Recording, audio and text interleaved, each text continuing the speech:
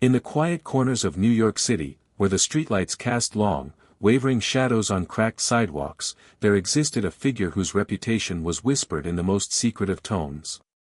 He was a man of paradoxes, a man whose public persona was a carefully crafted mask of madness, yet whose mind behind the curtain was sharp, deliberate, and terrifyingly precise.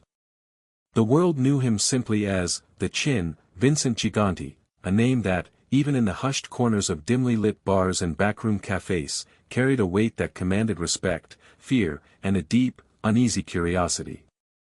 To hear his name was to conjure visions of a ghostly figure wandering the streets in a bathrobe, muttering incoherently to himself, dodging law enforcement, and evading the scrutiny of anyone who sought to understand him.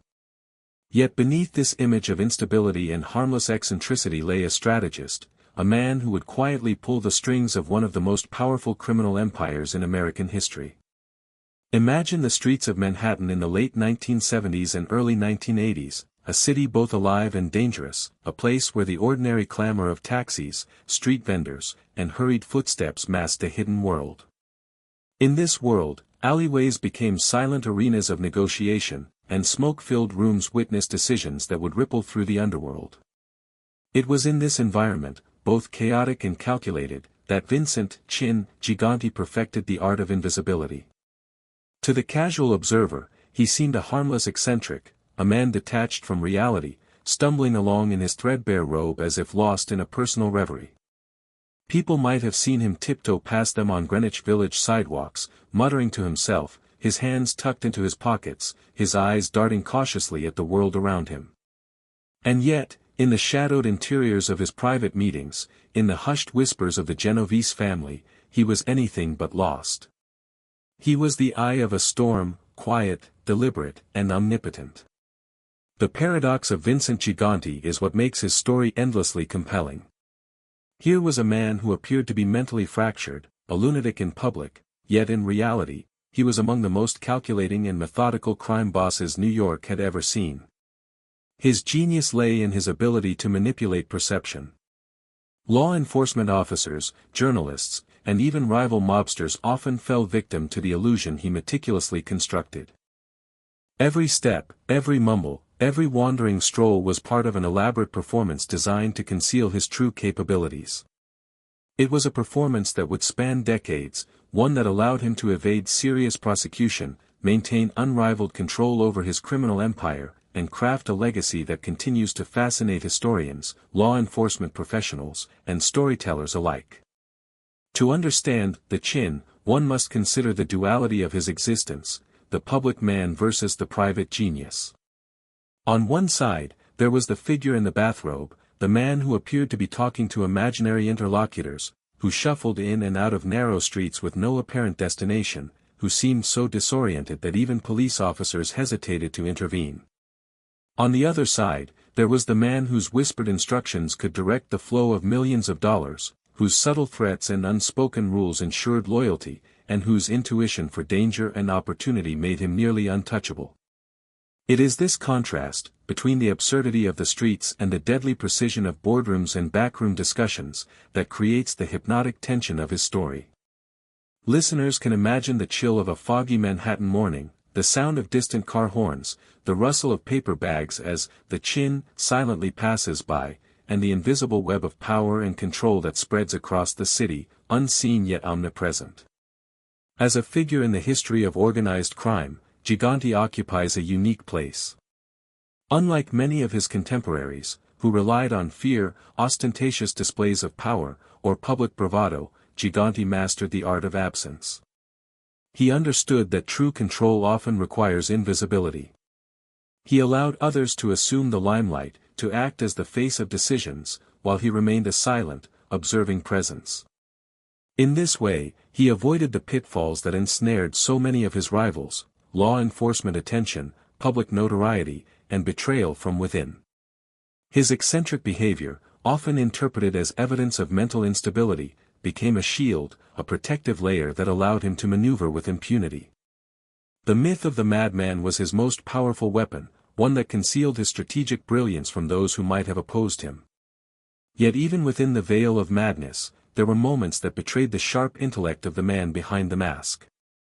Stories circulated among associates, law enforcement, and journalists of his uncanny ability to predict outcomes, to orchestrate events from behind the scenes, and to sense when danger approached long before it became visible to others. His understanding of human behavior was profound. He knew when to coax, when to threaten, and when silence could achieve more than action. These qualities elevated him beyond the status of a mere gangster. He became a legend, not only for the crimes he committed or the power he wielded but for the way he manipulated perception itself, bending reality to his advantage. Even for those who never met him, Vincent Gigante became a symbol of the unknowable, a reminder that appearances are not always what they seem. He challenged the assumptions of law enforcement, defied the expectations of the media, and eluded the comprehension of rival families. To many, he was a riddle wrapped in a paradox, a man who could appear fragile and irrational one moment and then orchestrate the silent removal of threats with precise and deliberate action the next. This tension between perception and reality is what keeps the story alive, what draws listeners into the world of the mafia not with shock or sensationalism but with quiet curiosity and the irresistible pull of a carefully crafted enigma. As the story unfolds, one begins to appreciate not just the man himself but the world he navigated so masterfully. New York City, with its labyrinthine streets, towering buildings, and bustling neighborhoods, provided both the backdrop and the canvas for his operations. From dimly lit cafes in East Harlem to the foggy lanes of Greenwich Village, every setting played a role in his mythos. Each alleyway, each shadowed doorway, each murmured conversation was a thread in the intricate tapestry of influence he wove across the city. And yet, despite his power, the tension remained constant, the potential for exposure, betrayal, and downfall was always present. It was this delicate balance between control and chaos that defined his life, creating a narrative rich in suspense, contrast, and hypnotic fascination. The story of Vincent, the Gigante is, in essence, a story about perception, power, and the human capacity to manipulate both. It is about a man who mastered the art of appearing mad to protect the brilliance of his mind, a man whose calm exterior concealed storms of planning and strategy. It is about the streets of New York, alive with danger and opportunity, and the ways in which one man could bend that environment to his will without ever being fully seen. As listeners drift through the tale, they are invited to walk silently alongside him through foggy streets, to witness the interplay of shadow and light, to feel the tension of hidden influence, and to ponder the delicate interplay between appearance and reality that defined one of the most enigmatic figures in organized crime history. Even as we explore his life, the question lingers: what drove a man to hide his intelligence behind such an elaborate facade? Was it fear, strategy, or a deeply ingrained understanding of human nature? Perhaps it was all of these, woven together into a performance so convincing that even the most astute observers doubted their perceptions. It is this question, suspended in the quiet hum of a city that never truly sleeps, that draws us into the next chapters of his life. As we follow Vincent Gigante through the alleys of his youth, the corridors of criminal power, and the shadowed rooms where empires were built and maintained, we begin to see not just the story of a gangster but the story of a man who understood the power of myth, the art of deception, and the quiet force of patience. And it is in this quiet, hypnotic rhythm, this blending of fact, legend, and immersive imagery, that we find ourselves drawn into the world of the a world where madness was a mask, genius was hidden, and New York City itself became a stage for one of the most fascinating performances in criminal history. Vincent Gigante was born in 1928, in the heart of East Harlem, a neighborhood that pulsed with life, color, and an unspoken code of survival. The streets were alive with the clatter of children playing stickball in the alleys, the aroma of freshly baked bread wafting from corner bakeries, and the vibrant chatter of Italian immigrants weaving their daily lives together. Families crowded into tenement buildings, their windows framed with chipped paint and lace curtains, providing glimpses into rooms filled with laughter, arguments, and the quiet persistence of life. For a young boy like Vincent, this environment was both a playground and a training ground. The neighborhood taught its children lessons in loyalty, negotiation, and vigilance long before any formal education could. The streets demanded respect, and those who failed to earn it learned quickly that survival depended on awareness, quick thinking, and, at times, an unflinching willingness to assert oneself. From the beginning, Vincent exhibited a quiet intensity. He was observant, often standing back to watch the interactions around him, noting the subtle gestures, the unspoken signals that marked respect, fear, or influence. While other children ran freely through the streets, he lingered at the edges, absorbing the nuances of human behavior. His family, traditional and rooted in Italian-American values, instilled in him a sense of identity and belonging, while the wider neighborhood exposed him to a world of contradictions, community and danger, generosity and ruthlessness, protection and betrayal. It was a world where loyalty could be rewarded with protection or punishment, and where understanding the subtleties of social dynamics was essential. These early lessons would later shape his remarkable ability to read people, to predict outcomes, and to orchestrate events from the shadows, long before he assumed his public role as the boss of one of the most powerful crime families in America. Vincent's father, a hardworking man of quiet dignity, often emphasized discipline and respect, virtues that resonated with the young boy. Yet, the father's authority coexisted with the harsh realities of immigrant life, including financial instability, social prejudice, and the constant pressure to navigate a city that was indifferent at best and hostile at worst. Vincent learned to balance obedience with cunning, absorbing the ways his family protected themselves, negotiated with others, and maintained a semblance of control over circumstances that were often chaotic. These early experiences fostered a duality in him, a capacity for both compassion and calculation, a sensitivity to human emotion combined with a strategic mind attuned to advantage and opportunity. Even as a child, he demonstrated a keen sense of cause and effect, noticing how small actions could ripple through his community, shaping alliances, conflicts, and outcomes in ways that adults often overlooked. East Harlem in the 1930s was a neighborhood defined by its density, its vibrancy, and its underlying tension. The streets were alive with sounds, the call of merchants advertising their goods, the chatter of neighbors sharing news and gossip, the distant wail of sirens reminding everyone of the ever-present threat of danger. Violence was never far away, whether in the form of street fights between rival youths or the more organized and hidden operations of local gangs. To navigate this environment successfully required both awareness and adaptability, traits that Vincent honed naturally. He learned to observe patterns, to recognize when a situation could escalate, and to anticipate the reactions of others. These early skills, often learned subconsciously, through repetition and immersion, would later serve him in situations of far greater risk, allowing him to operate with a level of precision and foresight that seemed uncanny to those around him. Despite the challenges of his surroundings, Vincent's childhood was not without moments of innocence and creativity. He would spend hours exploring the alleys, rooftops, and small parks of East Harlem, inventing games that required strategy, negotiation, and cunning. In these moments, he practiced social dynamics on a microcosmic scale, learning how to assert authority without overt confrontation, how to form alliances, and how to retreat when necessary. These childhood exercises, playful as they were, mirrored the strategies he would later employ in the adult world of organized crime. The patterns of behavior, the psychological insight, and the subtle manipulations he practiced as a boy became second nature in his adult life, allowing him to navigate a dangerous and unpredictable world with remarkable composure. School offered a different kind of education. In the crowded classrooms of East Harlem, Vincent encountered peers from varied backgrounds, each bringing their own experiences, rivalries, and ambitions. While academically he was attentive but unremarkable, socially he absorbed lessons that could not be found in textbooks. He watched how authority figures, teachers, principals, law enforcement, interacted with the community, noting the nuances of influence, persuasion, and enforcement. He observed which children commanded respect and which were marginalized, which alliances formed naturally and which were forged under pressure. These observations nurtured a subtle but powerful understanding of hierarchy, negotiation, and the psychology of fear and respect, forming the foundation for his future mastery in controlling both people and circumstances without relying on overt violence or intimidation.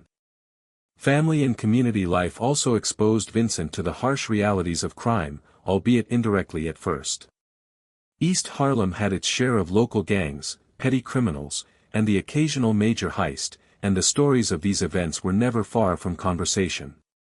Children learned early that power and influence could be wielded quietly or violently, and that reputations were as crucial as physical strength.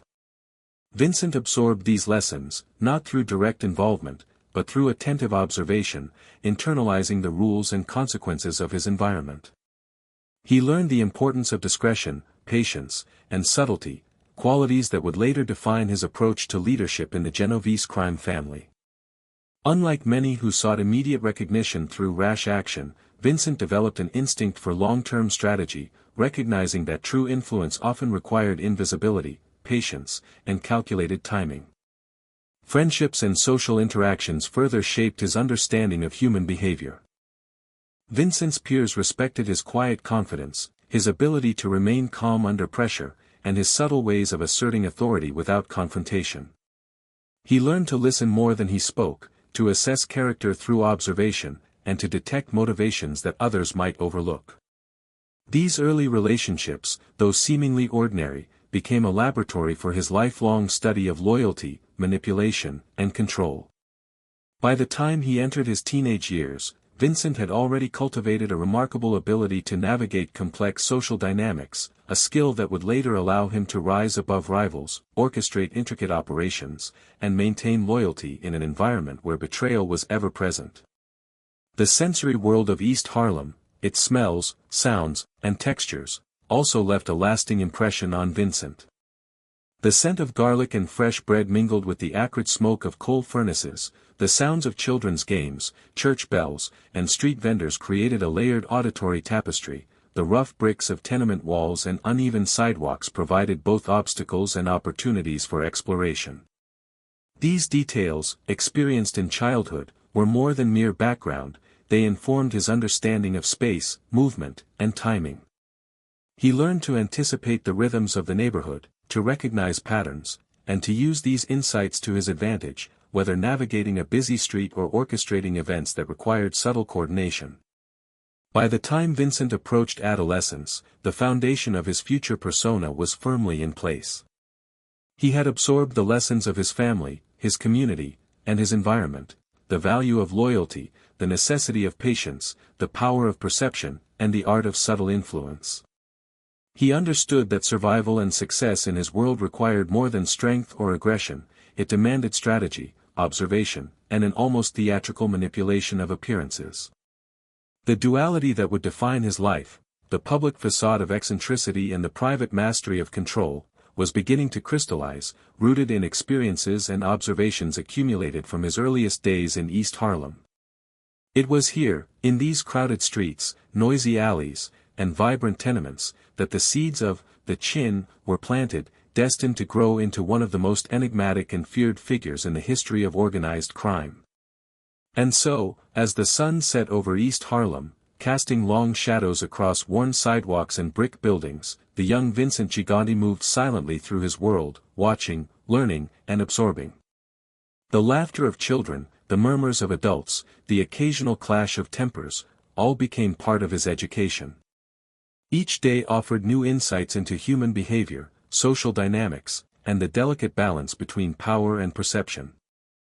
By the time he would later emerge into the wider world of organized crime, he carried with him the lessons of these early years: patience, observation, subtlety, and an unerring sense of strategy. The streets had taught him well, shaping a mind that could outthink, outmaneuver, and outlast even the most formidable opponents. And in the quiet of those East Harlem nights, amid the whispers of neighbors and the faint glow of street lamps, the foundations of a legend were quietly, indelibly laid. As Vincent Gigante moved through his teenage years in the bustling streets of East Harlem, the world around him seemed to shift and expand in ways both exciting and dangerous. Childhood games gave way to a more complex understanding of human interaction, where survival often depended on cunning, timing, and a carefully measured presence. While many of his peers were still navigating the simple pleasures and challenges of adolescence, Vincent was already developing an instinct for strategy, observing patterns of loyalty, rivalry, and influence among the young men who roamed the neighborhood. The streets, alive with energy and tension, became his classroom, and every alley, corner store, and stoop offered lessons in negotiation, patience, and perception. These were not lessons learned from textbooks or formal education but from keen observation, subtle mimicry, and careful trial and error, shaping a mind attuned to both opportunity and danger. By the time he reached his early teens, Vincent had begun to notice the intricate hierarchies of the street. He observed which groups commanded respect, how power was exercised without overt violence, and which behaviors elicited fear or admiration. Among his friends and neighbors, he cultivated a quiet authority, speaking little but observing much. He learned that influence could be exerted in subtle ways, through gestures, carefully chosen words, and the strategic display of calm confidence. Unlike other teenagers who relied on force or loud bravado to assert themselves, Vincent understood the power of perception. A glance, a silent pause, or a carefully timed comment could achieve what physical aggression could not. These early lessons in psychological manipulation would later define his ability to lead the Genovese crime family from the shadows, orchestrating events with an almost imperceptible touch. The environment of East Harlem during this period was both vibrant and unforgiving. The neighborhood teemed with activity, street vendors called out their daily wares, children played noisily in the alleys, and adults navigated a delicate balance between work, family, and the ever-present undercurrents of crime. Rival gangs roamed the streets, sometimes clashing over territory, respect, or perceived slights. These encounters were both warnings and opportunities for young Vincent. He watched closely, noting how disputes escalated and how leaders maintained control over their factions. He learned when to intervene, when to step aside, and when patience could achieve more than immediate action. In a neighborhood where alliances were fragile and betrayals frequent, this understanding of timing and observation became a crucial skill. At this age, Vincent also began to have his first direct encounters with criminal activity, though initially small and seemingly inconsequential. He participated in minor thefts, borrowed items without permission, and observed older street figures in the execution of their schemes. These early experiences were not fueled by malice but by curiosity and the desire to understand the mechanisms of power and consequence. Every minor crime, every tense negotiation, every close call with authority became a lesson in risk management, human behavior, and the balance between visibility and discretion. Vincent was learning not just how to act, but how to anticipate reactions, how to manipulate perception, and how to ensure that actions had the desired effect without drawing undue attention. These were the formative exercises of a strategist in training, played out on the unforgiving streets of Manhattan. As he matured, Vincent's social circles began to include older youths and young men who were more deeply involved in organized crime. These relationships offered both mentorship and insight. Through them, he learned the unwritten rules of loyalty, the subtle codes of conduct, and the importance of discretion. He observed how alliances were negotiated, how respect was earned and maintained, and how threats, both implied and explicit, could shape behavior without violence ever being necessary. In these interactions, Vincent honed his ability to read people with uncanny accuracy. He could sense hesitation, fear, ambition, and deceit, qualities that allowed him to navigate a world where a single misstep could be costly. His calm demeanor, combined with a quiet intelligence, earned him respect among his peers and marked him as someone capable of leadership long before he officially entered the organized crime world. The tension between curiosity and caution defined Vincent's teenage years. He was drawn to the thrill of risk and the allure of influence, yet he understood the dangers inherent in both. He watched as peers made reckless decisions, chasing short-term gain at the expense of long-term survival, and he learned to value patience, timing, and the subtle exercise of control. This duality, embracing opportunity while mitigating danger, would later become a hallmark of his leadership style. Unlike other figures who relied on intimidation, bluster, or impulsive action, Vincent preferred observation, calculation, and the strategic deployment of influence. Even in his adolescence, the seeds of this approach were evident, shaping his interactions, decisions, and emerging philosophy of power. Education, though limited by circumstance, also contributed to his development. While he was not academically exceptional, the structure of school provided a framework for understanding social dynamics, authority, and hierarchy. Teachers, classmates, and administrators offered a microcosm of the broader world he would later navigate as an adult. He learned that authority could be respected, challenged, or manipulated, and that reputation often mattered as much as skill or knowledge. These lessons, reinforced by the lessons of the street, strengthened his understanding of human behavior and further refined his capacity for strategy and subtle influence. Even mundane experiences, such as navigating peer pressure or observing the ways disputes were mediated, became opportunities for reflection and insight. Family life continued to exert a stabilizing influence. Vincent's parents emphasized discipline, respect, and the importance of protecting oneself while honoring commitments to family and community. These values were deeply ingrained, providing a moral framework that coexisted with the practical lessons he learned on the streets. The contrast between the safety of home and the unpredictability of the neighborhood created a dual lens through which he viewed the world, one of moral responsibility and one of pragmatic survival. This duality would later define the complexity of his personality, a man capable of great care and loyalty, yet equally capable of ruthlessness when circumstances demanded it. As Vincent transitioned fully into his late teens, he began to take on more significant responsibilities within his social circles. He became a mediator, a strategist, and an observer of human behavior at a level beyond his years. Younger peers looked to him for guidance, and older associates recognized a nascent intelligence and composure that set him apart. He learned that influence often required patience, subtlety, and the careful orchestration of appearances. A well-timed word, a small favor, or a calculated retreat could achieve outcomes that brute force never could.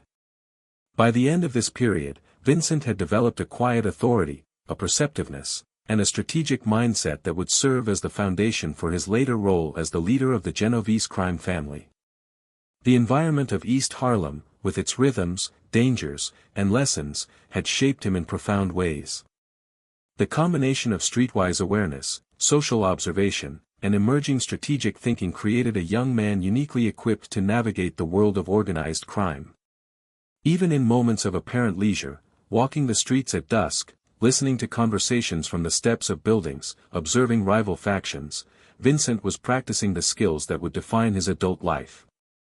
Patience, observation, subtle influence, and the ability to blend into the background while orchestrating events became ingrained habits, cultivated in the quiet intensity of adolescence. These early experiences, though often overlooked by casual observers, formed the core of a mind that would later command respect, inspire fear, and mystify law enforcement and rivals alike. By the time he approached adulthood, Vincent Gigante was no longer merely a boy navigating the streets of East Harlem. He had become a young strategist, a quiet observer of human behavior, and a man capable of wielding influence without drawing attention to himself.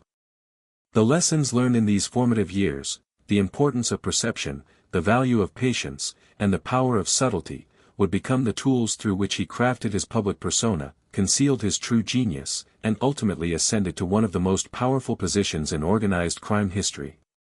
And as the night fell over the bustling neighborhood, casting long shadows across worn sidewalks and alleyways, one could imagine Vincent walking silently among them, absorbing, calculating, and learning, unaware to most that he was quietly preparing for a life that would leave an indelible mark on the city, its people, and the annals of organized crime. As Vincent Gigante transitioned from adolescence into early adulthood, the streets of East Harlem continued to serve as both his classroom and his proving ground. By now, he had observed enough to understand the mechanics of respect, influence, and survival, and he began to translate those observations into action. What started as minor mischief, borrowing goods without permission, sneaking into games, and small pranks, gradually evolved into more serious offenses. Petty theft gave way to organized schemes, and the lessons of risk and consequence became tangible. Each small act, each narrow escape, sharpened his awareness, teaching him that the consequences of miscalculation could be immediate and severe. Even at this early stage, Vincent displayed a remarkable ability to weigh risks, calculate potential outcomes, and adjust his approach accordingly, foreshadowing the disciplined strategist he would become. The first notable incidents of criminal activity in his teenage years were relatively low profile but significant in the shaping of his future persona. He participated in burglaries, occasional muggings, and other street-level thefts that introduced him to the practical realities of committing crime. These acts were not random, they required observation, planning, and timing. Vincent learned to assess his environment, anticipate the actions of both victims and bystanders, and execute his plans with precision. There was a subtle artistry to these early crimes, an understanding of cause and effect that distinguished him from less disciplined peers. Unlike impulsive youths who relied on brute force or luck, Vincent approached each act with patience and calculation, often studying the routines of potential targets or the patterns of law enforcement before making his move. His first brushes with the law, while not yet headline-making, left an indelible mark on him. Arrests for petty crimes and minor infractions were warnings and lessons in disguise. Vincent learned the limitations of law enforcement, the gaps in procedural oversight, and the psychology of those tasked with maintaining order. He realized that understanding the mindset of police officers, judges, and prosecutors could be as important as understanding his rivals on the street.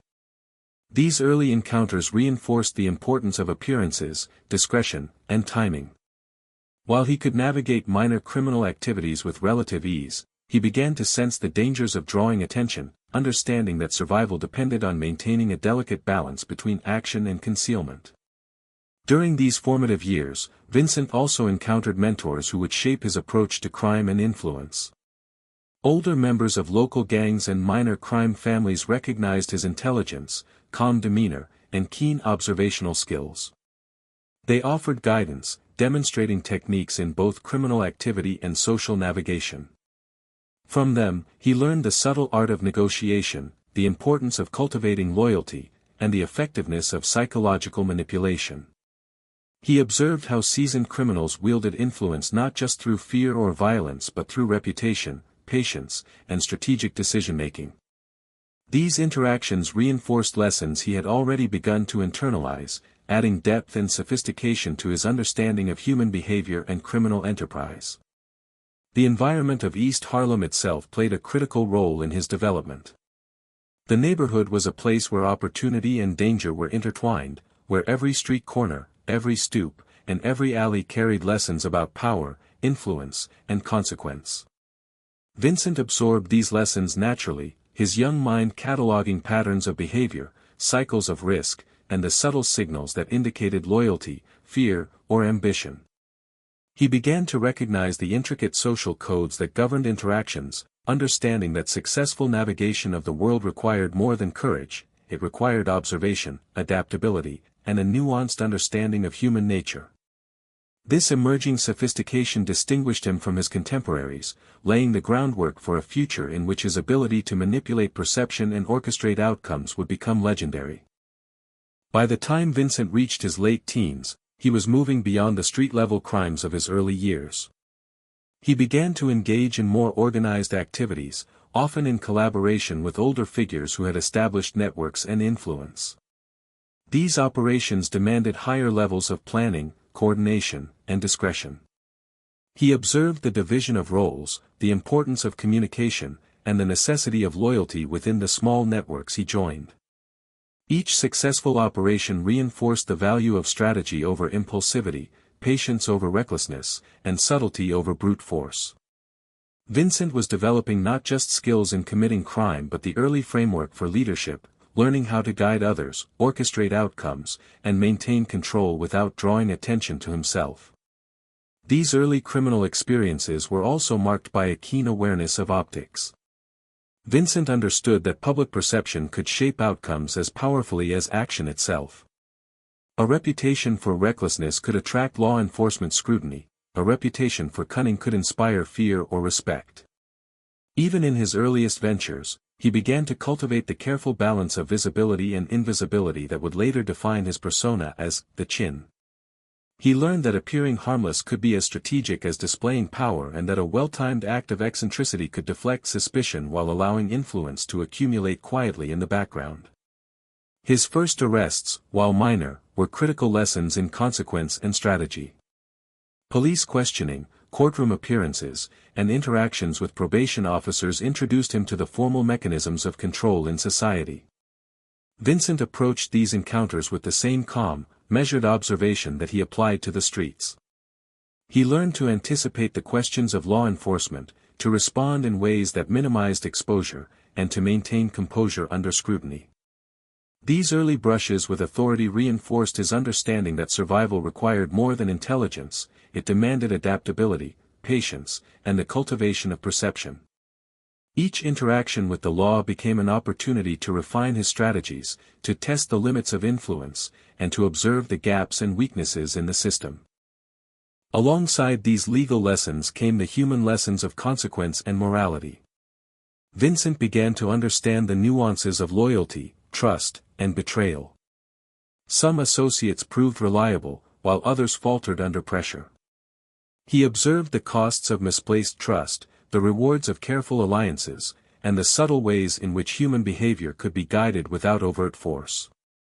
These insights, accumulated through real-world experience, formed the foundation for the psychological mastery he would later exercise over both allies and adversaries.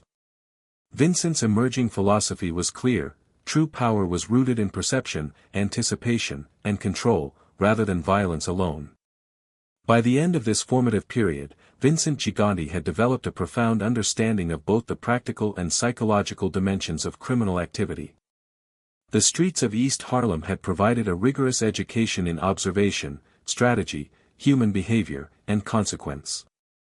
Early crimes and arrests had sharpened his instincts, refined his approach, and taught him the value of patience, subtlety, and discretion. Mentorships with older figures added depth to his understanding, illustrating the importance of loyalty, influence, and the orchestration of human networks. Even the risks and dangers of the neighborhood had contributed to a growing awareness of timing, opportunity, and the careful balance between visibility and concealment. These experiences, seemingly small and localized, were in fact the crucible in which the character of Vincent, the Chin, Gigante was forged. Each minor crime, each careful observation, each encounter with authority, and each calculated decision laid the foundation for the man who would one day control one of the most powerful crime families in America. The paradox of his later life, the combination of apparent madness and hidden genius, was rooted in this period of meticulous learning and experimentation. The early interplay between risk, observation, and psychological acuity created the blueprint for a life defined by strategy, patience, and the subtle exercise of power. And as the nights fell over East Harlem, enveloping the streets in shadow and silence, one could imagine Vincent moving through the alleys and stoops, a quiet observer, a student of human behavior, and an emerging master of the delicate art of survival and influence, preparing, unknowingly to those around him, for a future that would leave an indelible mark on the city and the annals of organized crime. By the early 1950s, Vincent Gigante had moved beyond the streets of East Harlem and the minor criminal ventures that had shaped his teenage years. His reputation for intelligence, composure, and subtle influence had begun to precede him, earning the attention of figures far more powerful than those he had previously encountered. It was during this time that he formally began his ascent into the ranks of the Genovese crime family, one of the most structured and formidable organized crime networks in New York. Unlike the chaotic or loosely organized groups he had encountered on the streets, the Genovese family operated with a rigid hierarchy, strict codes of loyalty, and a meticulous approach to strategy and influence. For Vincent, entering this world required both respect for the existing order and a careful demonstration of his own capabilities, a delicate balance that he navigated with remarkable skill. The initiation into the Genovese family was not a spectacle but a quiet, carefully orchestrated process. Meetings took place in dimly lit backrooms, often behind storefronts or in the basements of unassuming buildings, where conversations were muted and the presence of outsiders strictly prohibited. In these spaces, the rules of the organization were made clear: loyalty was paramount, discretion was non-negotiable, and every action, whether small or large, could have consequences far beyond immediate perception. Vincent approached these meetings with the same calm observation that had guided him through his early years on the streets. He listened intently, absorbing both spoken words and subtle cues, the gestures, the pauses, the unspoken hierarchies that governed interactions. It was here that he began to learn the formalized mechanisms of influence, leadership, and control that would later define his role as a boss. One of the most important lessons Vincent absorbed during this period was the art of patience. Unlike many who sought immediate recognition or advancement, he understood that true power often required waiting, watching, and quietly building alliances. He did not seek to impress through bluster or bravado. Instead, he demonstrated competence through observation, reliability, and subtle demonstrations of intelligence. Mentors within the family began to recognize his potential, noting his ability to navigate complex social dynamics and his uncanny understanding of human behavior. In these early years, Vincent cultivated relationships that would serve him well, learning who could be trusted, who could be influenced, and who would eventually play a role in his rise to leadership. His approach was quiet, almost invisible, yet deeply effective, a testament to the strategic mindset that had begun to take shape in his teenage years. Vincent's early activities within the Genovese family were diverse and carefully selected to test both his capabilities and his loyalty. He participated in operations ranging from small-scale enforcement and protection assignments to more complex ventures that required coordination, discretion, and negotiation. Each task offered lessons in the practical application of influence and power. He observed how orders were issued, how disputes were resolved, and how rewards and punishments reinforced loyalty and compliance. He learned the importance of communication, timing, and subtlety, recognizing that the most effective leaders often operated behind the scenes, allowing others to act while remaining the unseen hand guiding outcomes. These early experiences reinforced a principle that would define his leadership style: control through perception and strategy rather than overt displays of force. The neighborhoods of Manhattan continued to serve as both backdrop and laboratory for Vincent's development. The contrast between his public persona and his private capabilities began to emerge even in these early years. To the casual observer, he remained a quiet, unassuming man, someone who could easily be overlooked in the crowded streets of New York. Yet within the hidden corridors of organized crime, his intelligence, composure, and understanding of human behavior were becoming widely recognized. He was learning to cultivate a presence that could command respect without confrontation, influence outcomes without detection, and navigate the complex web of loyalties and rivalries that characterized the Genovese family. This duality, the visible and the hidden, the mundane and the strategic, would become the defining characteristic of his public persona and later contribute to the mythos of the Chin. Mentorship played a critical role in these formative years. Older, more experienced members of the family took note of Vincent's ability to observe, calculate, and act with precision.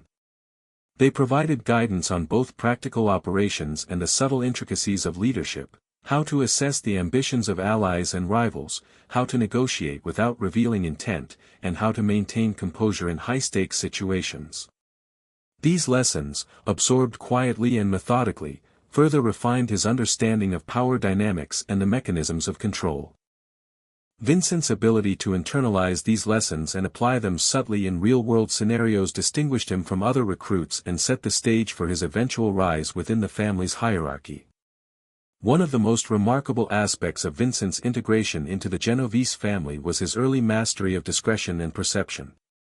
He quickly recognized that visibility could be dangerous, that overt displays of ambition or capability could attract scrutiny from both law enforcement and rivals. Instead, he cultivated an ability to operate under the radar, executing tasks with precision while maintaining the appearance of harmlessness. This skill became a cornerstone of his identity, allowing him to move through the organization without drawing unnecessary attention. The same calm, unassuming presence that had protected him on the streets of East Harlem now served as a strategic advantage within the more structured and scrutinized environment of organized crime. Vincent's early years with the family also provided insight into the interplay between loyalty and fear, two forces that underpinned the cohesion of organized crime networks. He observed how leaders maintained authority not solely through intimidation but through a combination of trust, reputation, and strategic action. He learned that loyalty could be cultivated through careful gestures, fair treatment, and the subtle management of expectations, while fear, when applied judiciously, could reinforce authority without destabilizing relationships. This nuanced understanding of human behavior and organizational dynamics became a hallmark of his leadership style, allowing him to maintain influence while minimizing the risks inherent in more aggressive approaches. As he became more deeply involved in the family's operations, Vincent began to appreciate the importance of long-term strategy. Each assignment, each interaction, and each observation was an opportunity to refine his understanding of the network of influence he was entering. He began to see patterns, anticipate outcomes, and understand the delicate balance between action and perception. The streets of Manhattan, the hidden backrooms, and the corridors of the family's operations all became interconnected in his mind, forming a mental map of opportunity, risk, and control. This capacity for strategic foresight, combined with his disciplined observation and patient approach, would later allow him to ascend to the highest echelons of the Genovese family without attracting the level of attention or opposition that had ensnared others. The transition from street-level activities to formalized criminal operations was not merely a change in scale, it was a shift in mindset. Vincent learned to see beyond immediate outcomes and to consider the broader consequences of his actions. Each task, no matter how small, became a lesson in influence, negotiation, and strategic planning. He internalized the mechanisms of power, understanding that leadership required both subtlety and calculation. The duality of his approach, calm, unassuming, and discreet in appearance, yet deliberate, intelligent, and influential in action, began to crystallize during this period, laying the foundation for the persona that would later become legendary. By the end of his integration into the Genovese family, Vincent Gigante had transformed from a streetwise adolescent into a sophisticated operator within one of New York's most powerful criminal networks. He had learned the importance of patience, discretion, and strategic influence. He had observed and internalized the principles of loyalty, hierarchy, and control.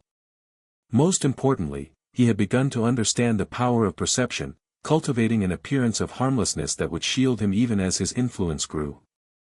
These early years within the family were not marked by dramatic acts or headline-grabbing events, they were defined by quiet observation, careful learning, and the patient accumulation of knowledge and influence. In these subtle, measured steps, Vincent was laying the groundwork for a career that would span decades, shaping the Genovese family and leaving an enduring mark on the history of organized crime. And so, as the streets of Manhattan hummed with life, as the distant echoes of footsteps, car horns, and muted conversations filled the night, Vincent Gigante moved quietly among them, absorbing, calculating, and preparing.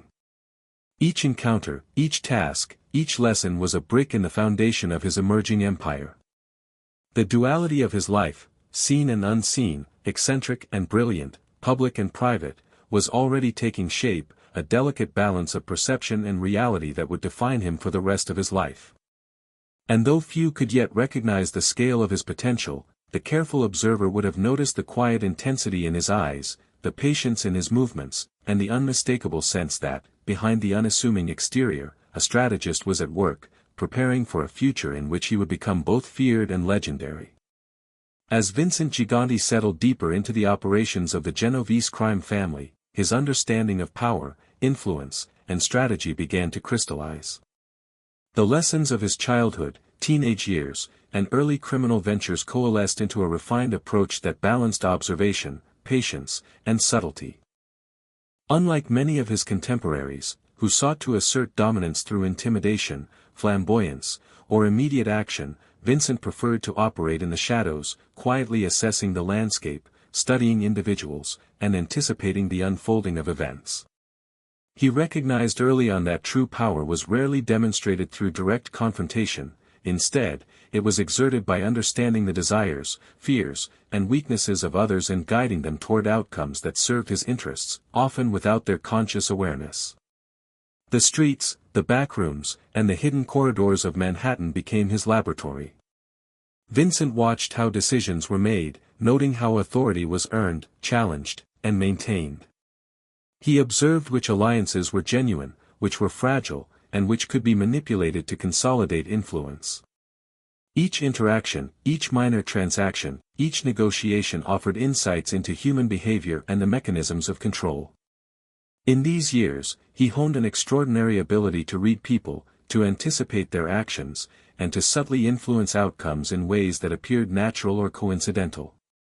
It was a skill that allowed him to exercise power indirectly, to shape events without drawing attention, and to cultivate a reputation for intelligence and foresight that quietly commanded respect. One of the most important aspects of Vincent's rise was his mastery of patience.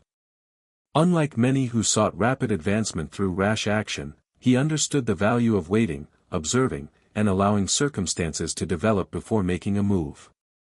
This patience extended to every facet of his life, evaluating associates, assessing threats, understanding law enforcement patterns, and considering the long-term consequences of each decision. He was acutely aware that hasty actions could expose vulnerabilities or provoke unnecessary conflict. By contrast, measured and deliberate action could produce outcomes with minimal risk and maximum effect. This long-term perspective distinguished him from peers and allowed him to steadily accumulate influence and authority without drawing the scrutiny that often ensnared other ambitious figures. Observation became one of his greatest tools. Vincent had an almost intuitive understanding of human behavior. He could detect hesitation, ambition, fear, or deceit in a glance, a gesture, or a pause in conversation. These subtle cues informed his strategies, guiding decisions about whom to trust, whom to align with, and whom to monitor more closely. He recognized that leadership was as much about perception as action. By appearing calm, unassuming, and non-threatening, he could observe the ambitions and intentions of others while maintaining a secure position. This skill allowed him to identify potential threats before they materialized, to anticipate rival moves, and to strategically position himself to maintain control over the family's operations. Another critical factor in Vincent's rise was his understanding of the power of alliances. He carefully cultivated relationships with influential figures both within and outside the family, always mindful of the balance between loyalty and leverage. He recognized that authority was reinforced not only by fear but by trust, respect, and mutual benefit. By strategically nurturing alliances, Vincent created a network of individuals who were both loyal and dependent, capable of executing his plans while remaining largely unaware of the full scope of his influence. These alliances provided stability, intelligence, and flexibility, allowing him to extend his reach without direct involvement in every action, a hallmark of his leadership style that would define his later tenure as boss. Vincent's early successes in consolidating power were marked by subtlety rather than spectacle.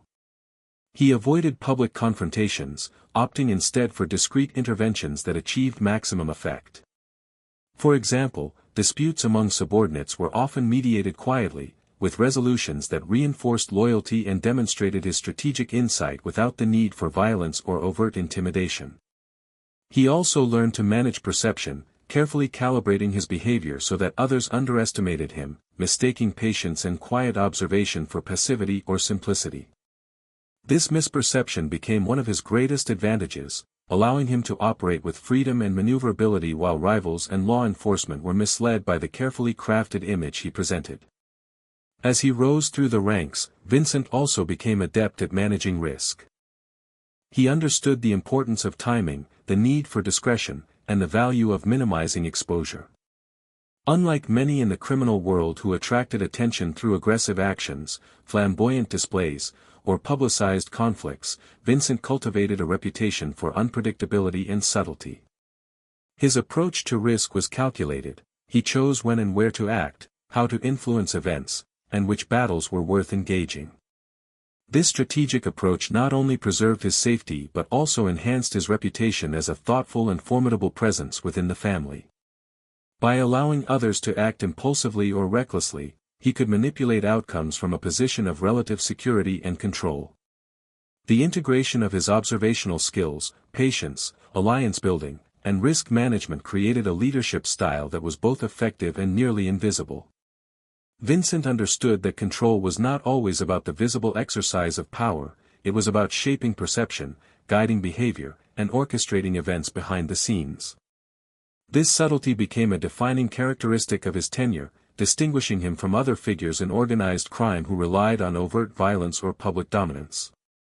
His approach reinforced the duality that would later define his public persona, a man who appeared eccentric, even mad, while quietly exerting unparalleled influence over one of the most powerful crime families in New York. During this period, Vincent also became increasingly adept at understanding and navigating the complex interplay between internal family dynamics and external pressures. He observed how rival families operated, noting both opportunities for expansion and potential threats. He studied law enforcement behavior, recognizing patterns, vulnerabilities, and the limitations of surveillance and prosecution. This dual awareness, of both internal and external factors, allowed him to position himself advantageously, strengthening his influence within the family while mitigating risks from outside forces. It was a level of strategic thinking that set him apart, demonstrating foresight and adaptability that would become hallmarks of his leadership. The streets, the hidden meeting rooms, and the quiet observations of human behavior all contributed to Vincent's growing sense of control. He learned to anticipate challenges, to guide outcomes subtly, and to cultivate a network of loyalty that extended his influence far beyond what most observers realized. Each decision, each interaction, and each calculated gesture added to the foundation of authority he was quietly constructing. Unlike those who relied on brute force, fear, or ostentation, Vincent's approach emphasized intelligence, patience, and perception. This combination of qualities allowed him to rise steadily within the ranks, earning respect and influence without exposing himself to unnecessary risk. By the end of this period of ascent, Vincent Gigante had developed a leadership style that was both sophisticated and uniquely effective. He combined patience, observation, and strategic foresight with a nuanced understanding of human behavior and social dynamics. He cultivated loyalty through subtle influence, maintained authority through perception, and navigated risk with calculated precision. The streets and alleys of Manhattan, the quiet backrooms of the Genovese family, and the complex web of relationships he had built all converged to create a foundation of power that was resilient, flexible, and nearly invisible. It was this combination of qualities, subtlety, intelligence, patience, and strategic awareness, that would define Vincent's rise to the pinnacle of the family's hierarchy and solidify his reputation as one of the most enigmatic and effective figures in organized crime history. And so, as the nights of Manhattan stretched on, Vincent moved silently through the city, a quiet observer in the midst of chaos, a strategist shaping outcomes without fanfare, and a young man whose growing influence and authority were quietly, inexorably consolidating. Each step, each decision, and each careful observation built the architecture of power that would define his life. The streets, the hidden rooms, and the subtle interplay of human behavior became both his playground and his classroom, shaping a mind that would, in time, command loyalty, inspire fear, and operate with the precision and subtlety that made Vincent, the Chin, one of the most fascinating and enduring figures in the history of organized crime. By the mid-1960s, Vincent Gigante had firmly established himself as a figure of influence within the Genovese crime family, yet the world outside his immediate circles had little understanding of the man behind the quiet demeanor. It was during this period that he began to perfect the most defining and enigmatic aspect of his life, the deliberate cultivation of an eccentric, seemingly deranged public persona. To casual observers, he became a figure of absurdity and unpredictability, wandering the streets of Greenwich Village in a threadbare bathrobe, muttering incoherently to himself, avoiding eye contact, and presenting an image of a man lost to madness. These appearances, bizarre as they seemed, were carefully orchestrated, a performance designed to mislead law enforcement, rivals, and even acquaintances. The genius of this act lay not merely in its audacity but in its meticulous execution, which allowed him to operate with a freedom and impunity that few could imagine. Picture the narrow, fog-laden streets of Greenwich Village in the early evening. Lamplight casts pools of golden hue on uneven cobblestones, and the air carries the scent of baked bread mingled with the faint tang of city smoke. Along these streets, Vincent would glide almost imperceptibly, his bathrobe flapping lightly in the breeze, his head bowed, his lips moving in low, seemingly incoherent mutterings. Pedestrians might glance with curiosity, perhaps a touch of amusement, and then look away, dismissing him as a harmless eccentric. Yet beneath this outward display, a mind of remarkable clarity was assessing every detail, the movements of passers-by, the presence of police or informants, the rhythms and patterns of the neighborhood. Every stroll, every mumbled phrase, every carefully calculated appearance served a purpose, creating an image so convincing that it shielded him from scrutiny and allowed him to orchestrate complex operations without interruption. The brilliance of Vincent's act was that it exploited assumptions. People tend to underestimate those who appear unstable, dismissing them as harmless or incapable. By adopting the guise of madness, Vincent effectively created a protective barrier around himself. Law enforcement, journalists, and even rival mobsters were misled by the performance, believing that he lacked the cognitive faculties to run a criminal empire. This misperception became a strategic advantage, allowing him to continue his leadership of the Genovese family without the direct attention that so often led to arrests or violent reprisals. The streets themselves became a stage on which he could project this illusion, a stage where observation, timing, and consistency ensured that the act would be universally accepted as reality. Behind the facade, however, Vincent was nothing short of meticulous. The act was not a spontaneous whim but a calculated strategy. He understood human psychology in depth, recognizing how appearances could shape perception, influence behavior, and control outcomes. By cultivating the image of a deranged wanderer, he removed suspicion, diverted attention from his activities, and created a layer of invisibility that few could penetrate. This invisibility was critical in allowing him to maintain the operational freedom necessary to manage a powerful crime family. While others in his position might attract scrutiny through overt displays of wealth, violence, or influence, Vincent's eccentricity became a shield, turning a potential vulnerability into one of his greatest strengths. The duality of his existence, the contrast between public absurdity and private mastery, was central to his genius. In the private confines of the Genovese operations, Vincent was a calm, deliberate, and commanding presence. Decisions were made with precision, strategy guided every action, and subtle influence ensured compliance without confrontation. He rarely raised his voice, rarely drew attention to himself, yet his authority was absolute. Associates and subordinates understood his influence intuitively, recognizing that even minor decisions carried weight and that any misstep could have consequences. This quiet control, combined with the public spectacle of eccentricity, created a paradox that left outsiders baffled and insiders cautious, ensuring that both admiration and fear were cultivated simultaneously. Vincent's act also allowed him to observe without being observed. The streets of Manhattan, full of potential threats, rival figures, and law enforcement agents, became a landscape for reconnaissance. Wandering in apparent aimlessness, he could watch, listen, and gather intelligence in a manner that seemed inconsequential to any onlooker. The bathrobe, the muttering, the careful avoidance of eye contact, all served as tools in this broader strategy of surveillance and information gathering.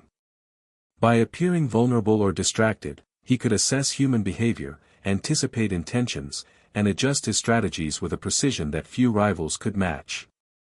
Each outing was both a performance and an operation, blending the absurd with the calculated in a manner that became a defining hallmark of his leadership. The consistency of Vincent's performance was also critical. He did not merely appear eccentric occasionally, he committed to the act as a permanent, visible persona. This consistency reinforced the illusion, making it nearly impossible for outsiders to suspect the level of intellect, control, and influence hidden beneath the surface. Friends, neighbors, and casual observers accepted the narrative he presented, rarely questioning the apparent signs of instability. Meanwhile, within the family, associates learned to recognize the distinction between appearance and reality, understanding that the public performance did not diminish the strategic brilliance of the man orchestrating operations behind the scenes. This disciplined commitment to persona and perception is what transformed an eccentric behavior into a tool of power. The genius of Vincent's approach lay not only in deception but in timing and subtlety. He understood that excessive or poorly timed displays could undermine credibility, while consistent, measured appearances enhanced the illusion. Each stroll through the streets, each public encounter, was carefully calibrated to maintain the narrative of instability. He was acutely aware of the optics, ensuring that the image projected to outsiders remained consistent while leaving room for flexibility in private operations. The act was not static, it was adaptive, evolving in response to changes in environment, observation, and circumstance. In this way, Vincent maintained control not only of perception but of outcomes, guiding events with an almost imperceptible hand. Even as law enforcement and the media attempted to piece together the story of the Chin, they were repeatedly misled. Investigators noted his bizarre behavior, reporters sensationalized his eccentricity, and rival gangsters underestimated his influence, all while he continued to consolidate power within the family. The act of madness became a self-reinforcing strategy. The more bizarre the behavior, the less likely anyone was to question the scope of his control. This interplay between perception and reality was not only strategic but also psychological, exploiting the assumptions and cognitive biases of those around him. It created an environment in which Vincent could operate with remarkable freedom, maintaining both safety and authority in a dangerous and unpredictable world. This period also revealed the depth of Vincent's understanding of human nature. He knew that fear and respect could be manipulated simultaneously, that loyalty could be earned not only through reward or intimidation but through perception, subtle influence, and careful orchestration of narrative.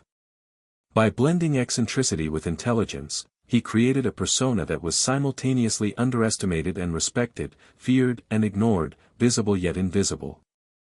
This paradox became the essence of his power, allowing him to control not only events and decisions but also the perceptions and assumptions of everyone around him. By the time this act was fully ingrained, Vincent Gigante had transformed from a respected figure within the family to a near-mythical presence in the public eye. To casual observers, he was the harmless madman wandering the streets of Greenwich Village, an object of curiosity or mild amusement. To those within his circle, he was a strategic genius, a master manipulator of perception, and a leader whose influence was absolute. The duality of his persona, absurdity in public, brilliance in private, became his most enduring legacy, a combination that confounded law enforcement, fascinated the media, and ensured the stability and continuity of his leadership for decades to come. And so, as the fog rolled in over Manhattan streets, as the soft hum of distant traffic and muted conversations filled the night, Vincent, the Chin, Gigante moved quietly through his domain. Each step, each muttered phrase, each seemingly aimless stroll was both performance and operation, illusion and strategy. He had created a world in which appearances could deceive, perception could be managed, and influence could be exerted with subtlety and precision. The streets were his stage, the city his chessboard, and the duality of his existence, a public facade of madness masking private genius, was the tool that allowed him to navigate, survive, and ultimately dominate the hidden world of organized crime with unparalleled mastery. As Vincent Gigante settled into the role of a leader, his mastery of subtle influence and quiet observation became increasingly evident. He rarely raised his voice in public, rarely demanded attention, yet his presence was palpable to those who understood the inner workings of the Genovese crime family. Leadership, he had learned, was not measured by flamboyant displays or dramatic gestures, but by the ability to shape decisions, guide behavior, and orchestrate outcomes without revealing the hand behind the actions. In this way, Vincent's influence extended far beyond the confines of any room or meeting. It permeated the entire organization, like a quiet current moving beneath the surface, unseen yet undeniably powerful. The genius of Vincent's approach lay in his understanding of the psychology of power. He knew that subordinates, lieutenants, and associates responded not only to explicit commands but to subtle cues, unspoken expectations, and the quiet projection of authority.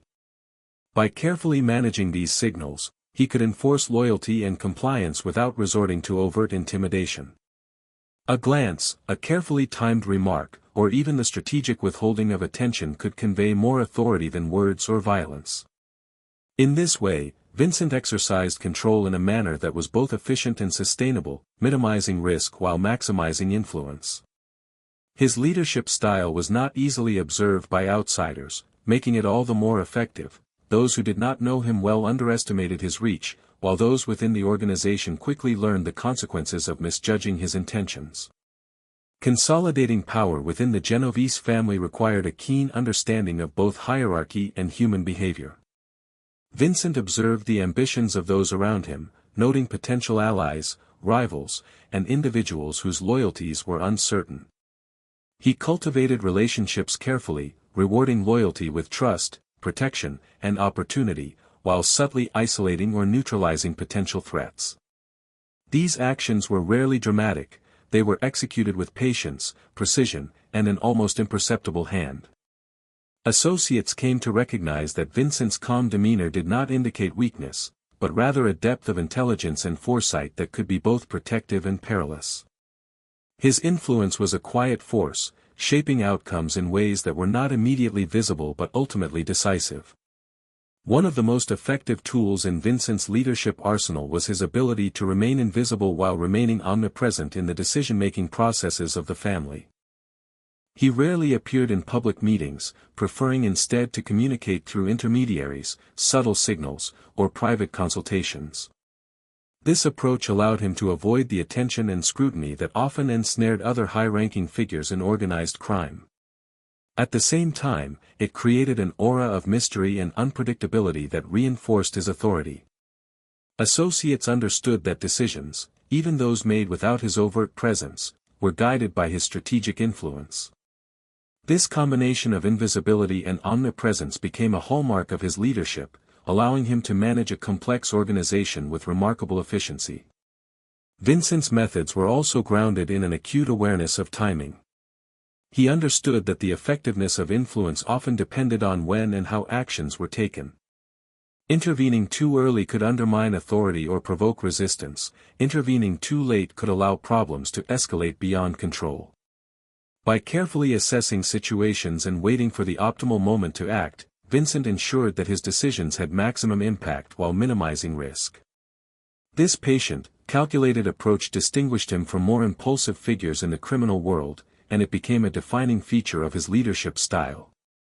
It also reinforced the perception that he was unpredictable, a quality that discouraged challenges and reinforced the perception of his intelligence and authority.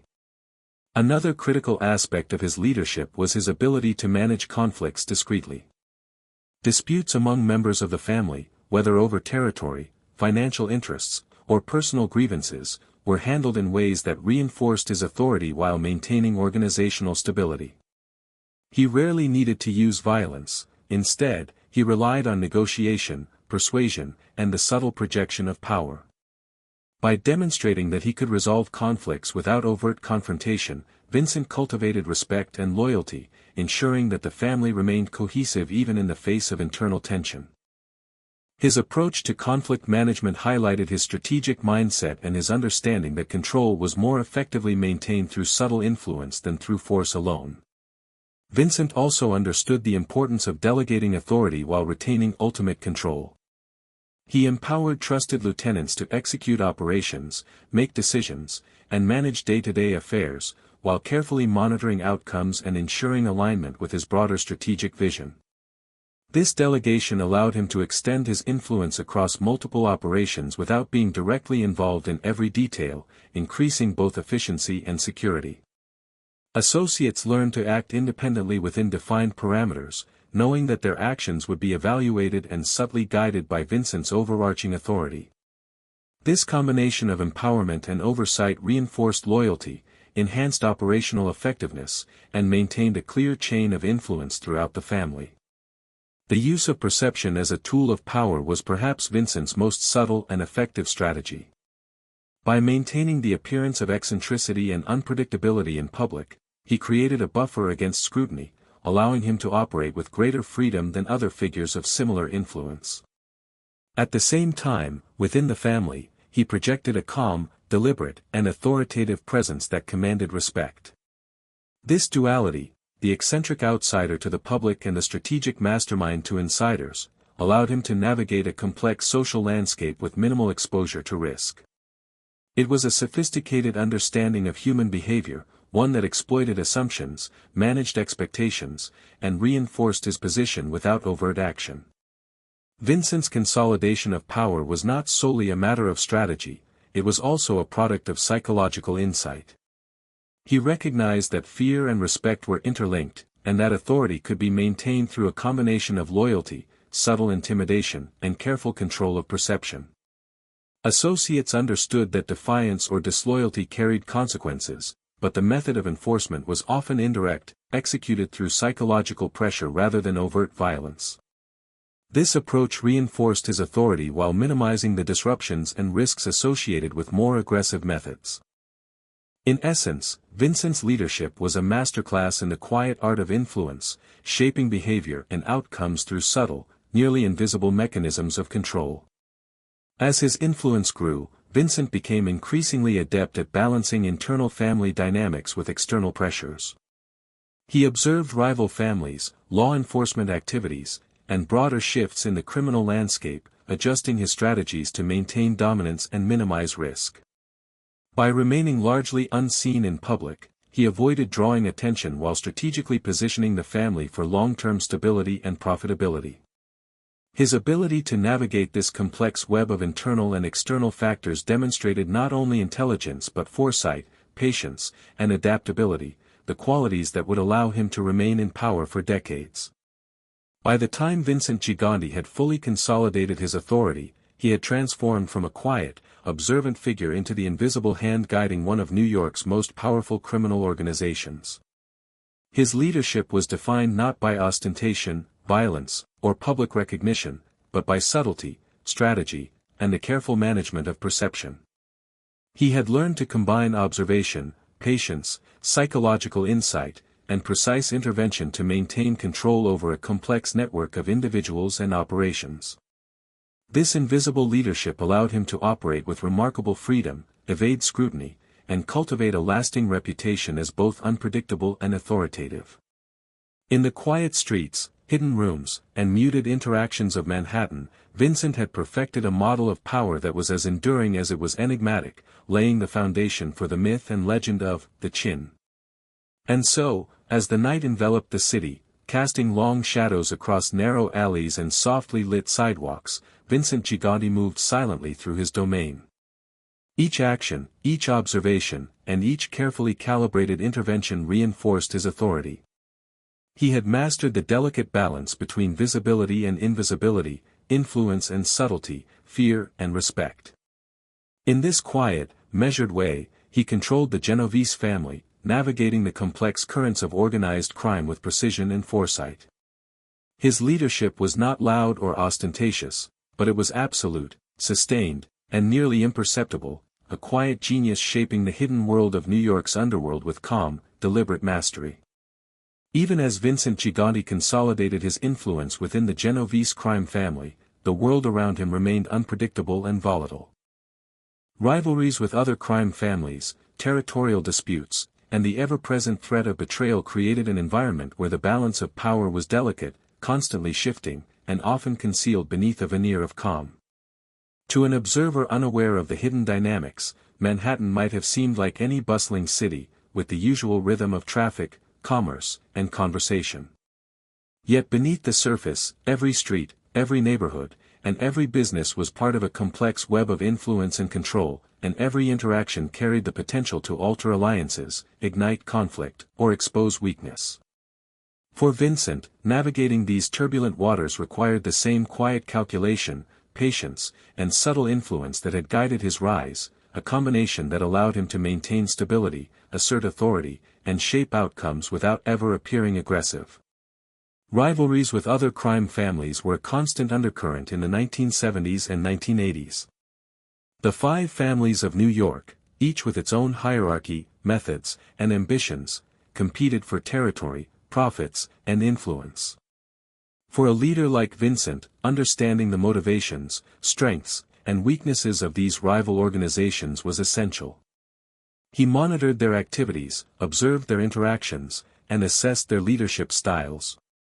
Unlike many of his contemporaries, who might have confronted rivals directly or through violent displays, Vincent relied on strategic negotiation, subtle pressure, and selective intervention. By shaping the perception of his influence while remaining largely unseen, he was able to avoid unnecessary confrontations while ensuring that the Genovese family maintained its dominance in critical sectors of the city's underworld.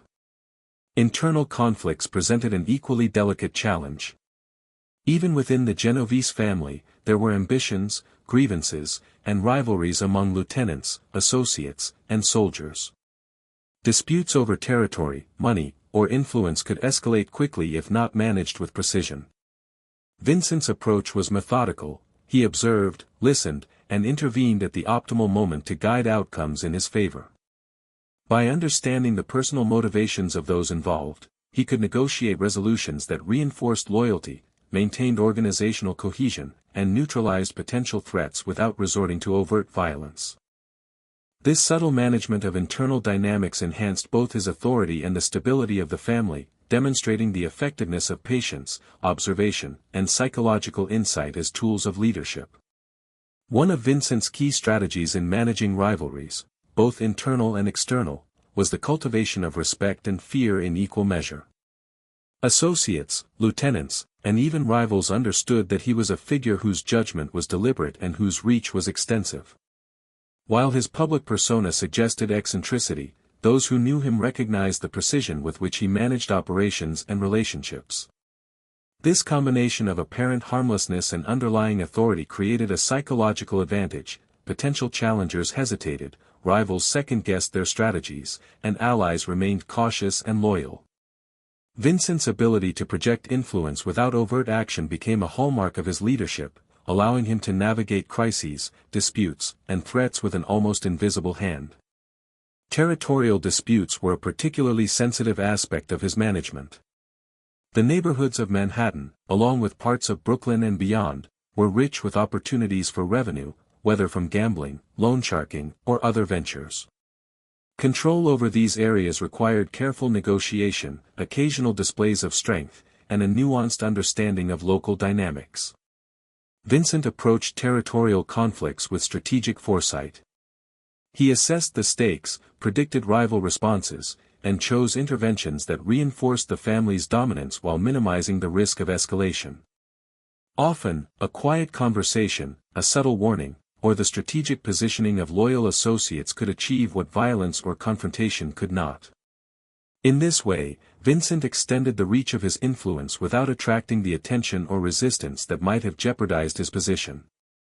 The delicate balance of power also required constant vigilance.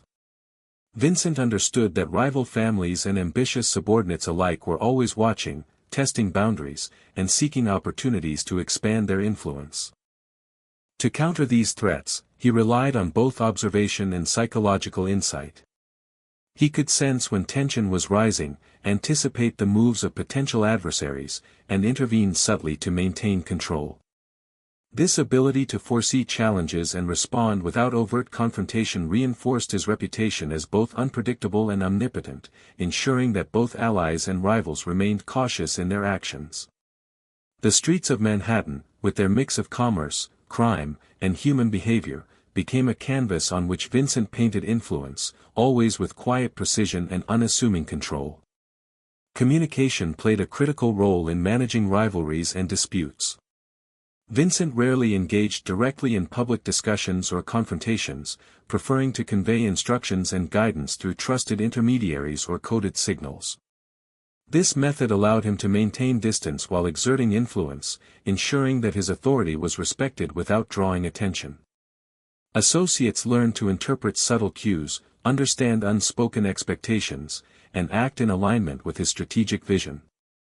In this way, Vincent extended his control across both internal and external networks, creating a system of influence that was both resilient and efficient.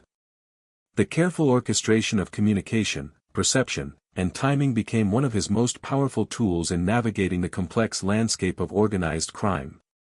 Vincent's ability to manage rivalries and territorial disputes was also rooted in his long-term perspective.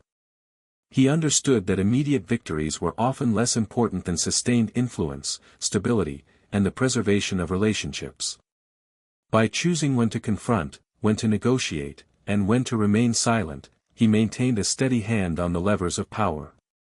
This strategic patience allowed him to consolidate the family's position, minimize unnecessary risks, and ensure that each move contributed to long-term objectives rather than short-term gratification. The combination of foresight, subtle influence, and strategic intervention created a leadership model that was both effective and enduring. Even in moments of tension, Vincent's calm demeanor and measured approach served as both a shield and a signal.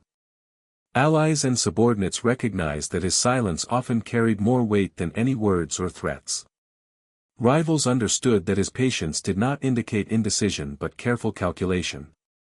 This psychological framing reinforced his authority while allowing him to manage multiple challenges simultaneously.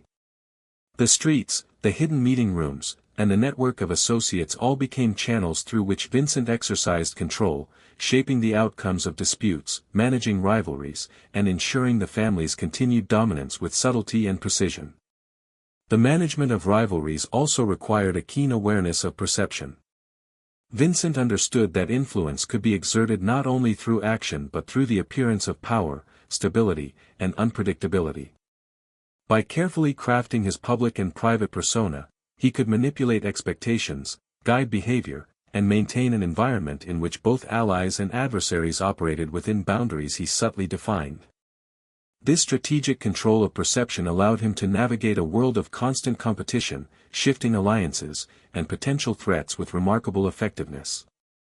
The duality of his existence, eccentric and underestimated in public, calculated and commanding in private, remained central to his ability to manage conflict and maintain authority. Through these methods, Vincent Gigante became a master of both internal and external conflict resolution. He maintained the cohesion of the Genovese family while navigating the pressures of rival families, law enforcement scrutiny, and shifting dynamics in the criminal landscape. His approach combined observation, patience, psychological insight, subtle intervention, and careful management of perception. The result was a system of control that was resilient, effective, and largely invisible to outsiders. While others relied on overt force, spectacle, or intimidation, Vincent's influence was quietly pervasive, shaping outcomes with an almost imperceptible hand and ensuring the stability and dominance of the organization he led. And so, as the city of Manhattan moved into the quiet hours of night, Vincent, the Gigante moved through his world with the same calm precision that had defined his life for decades. Every decision, every observation, and every subtle intervention reinforced his authority, maintained the cohesion of his organization, and managed the intricate web of rivalries and territorial disputes that surrounded him. In the streets, in hidden rooms, and in the minds of allies and rivals alike, his influence was absolute yet largely unseen, a testament to the power of patience, strategy, and subtlety. In this quiet, deliberate mastery, Vincent maintained control over the shadows of New York, ensuring that even in the presence of conflict, the family he led remained unchallenged, cohesive, and strategically dominant. As the years passed and Vincent Gigante's influence within the Genovese crime family solidified, the attention of law enforcement grew ever more persistent.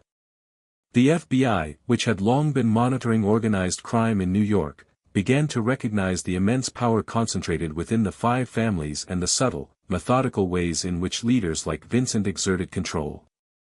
To the casual observer, he remained a harmless eccentric, wandering the streets of Greenwich Village in his bathrobe, muttering incoherently, and giving the appearance of a man unfit to manage anything of consequence. Yet to the FBI, he was a puzzle, a man whose reputation and influence could not be explained by his public behavior alone. Surveillance intensified, wiretaps were installed, and agents quietly followed his movements, all in the hope of understanding the true reach and mechanics of his power. Vincent, however, was remarkably adept at managing this scrutiny. He had long recognized that the eyes of law enforcement were constantly searching for patterns, for moments that could provide insight into the inner workings of the family. His public persona as a wandering, confused man became not just a shield but a sophisticated form of camouflage. By cultivating a consistent image of instability, he successfully misdirected investigators, convincing them that he lacked the intellect, organization, or authority to orchestrate the complex operations of the Genovese family. Every stroll through foggy streets, every seemingly nonsensical mutter, every carefully timed gesture reinforced this narrative, allowing him to operate under the radar with near impunity. The FBI's investigations during this period were comprehensive and relentless. Agents established long-term surveillance operations, employing both physical observation and electronic monitoring. They intercepted phone calls, monitored associates, and analyzed patterns of financial transactions. Despite these efforts, Vincent's careful maintenance of his public image and his meticulous attention to operational security ensured that concrete evidence of his leadership remained elusive. He understood the risks associated with modern investigative techniques and adapted his behavior accordingly. Meetings were held in discreet locations, communications were coded or conducted through trusted intermediaries, and direct involvement in operations was minimized. In this way, he remained insulated from direct exposure, while still guiding the family's activities with precision and authority. The psychological impact of Vincent's eccentricity on investigators cannot be overstated. Agents who observed him often found themselves uncertain whether he was truly unstable or merely eccentric. His behavior created doubt, and doubt hindered the effectiveness of the investigation. When a suspect appears harmless or irrational, law enforcement may underestimate the threat, misinterpret actions, or hesitate to pursue aggressive surveillance. Vincent exploited this dynamic with masterful subtlety, turning appearances into a strategic advantage. By cultivating a persona that defied conventional expectations, he ensured that law enforcement remained one step behind, constantly chasing a narrative that never fully aligned with reality.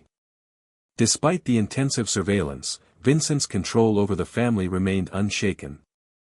Within the organization, he continued to direct operations, resolve disputes, and manage relationships through trusted lieutenants and intermediaries. Decisions were made with precision, instructions were conveyed subtly, and influence was exercised invisibly.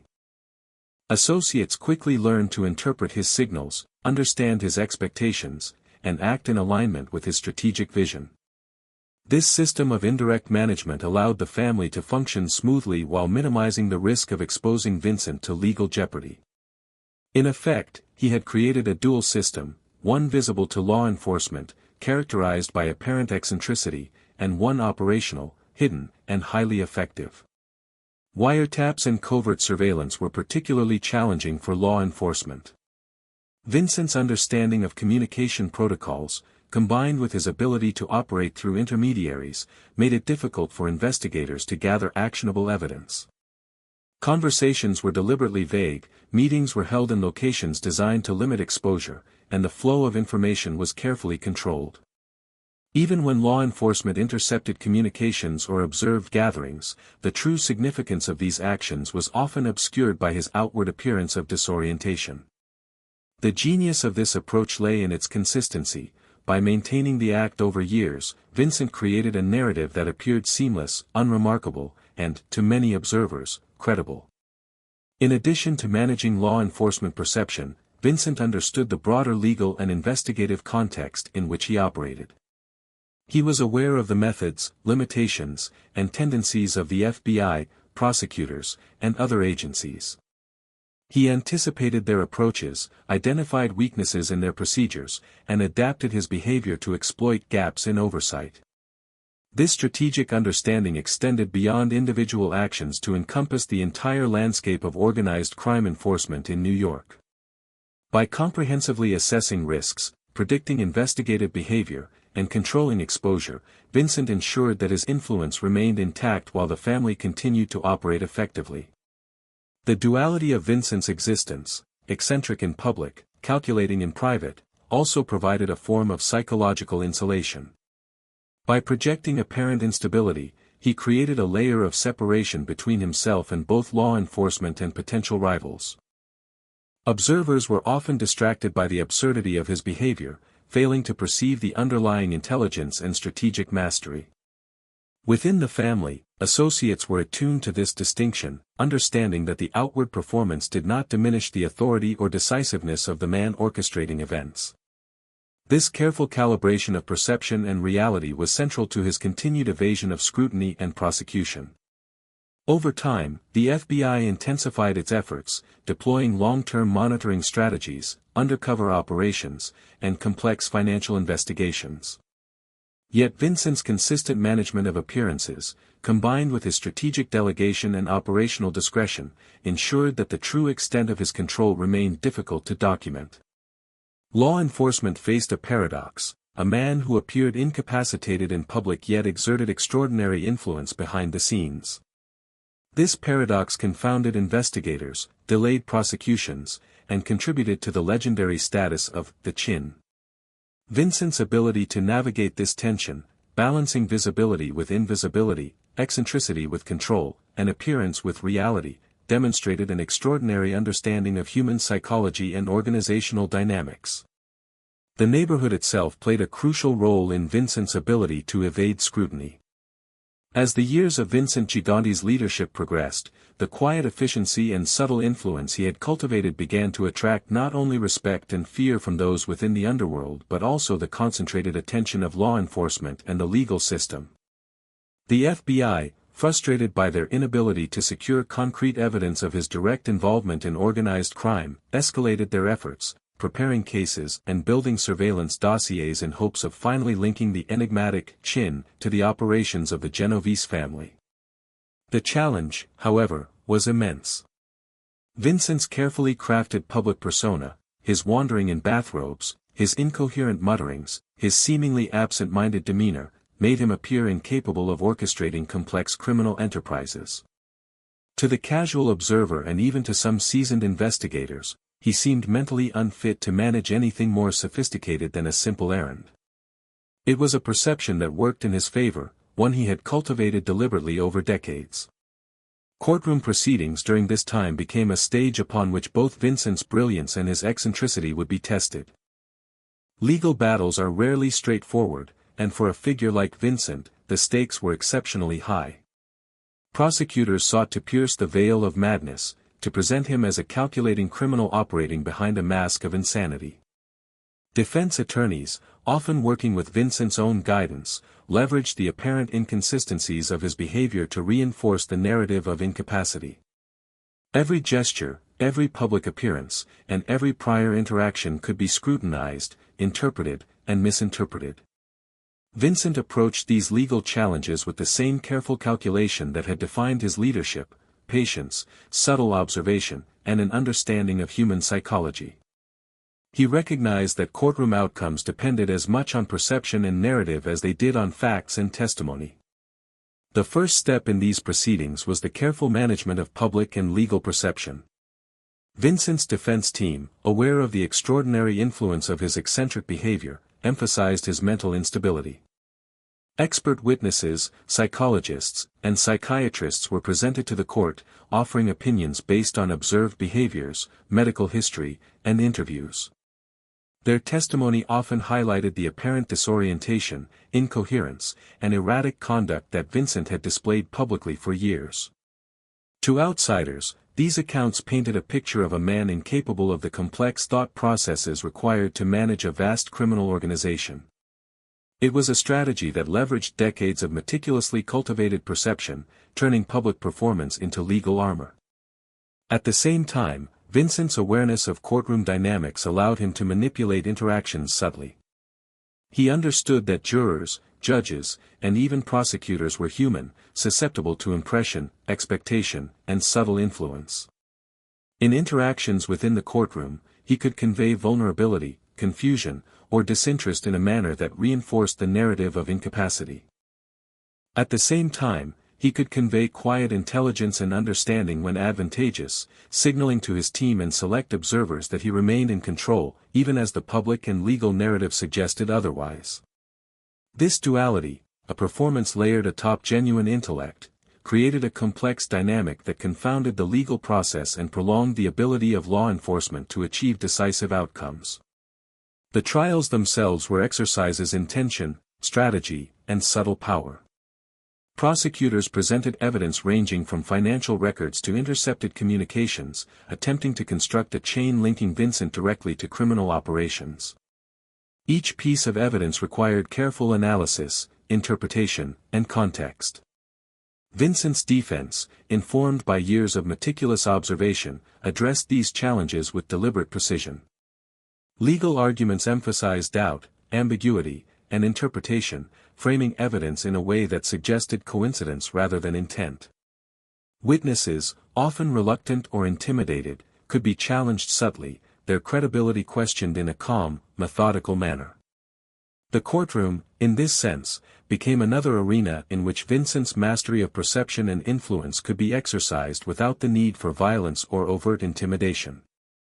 Perhaps the most fascinating aspect of these courtroom maneuvers was the interplay between myth and reality. Outside the courtroom, Vincent's reputation as a bizarre, eccentric figure captured the public imagination, influencing media coverage and shaping the perceptions of jurors and observers alike. Stories of his wandering in bathrobes, his incoherent speech, and his unusual behavior circulated widely, reinforcing the narrative of incapacity.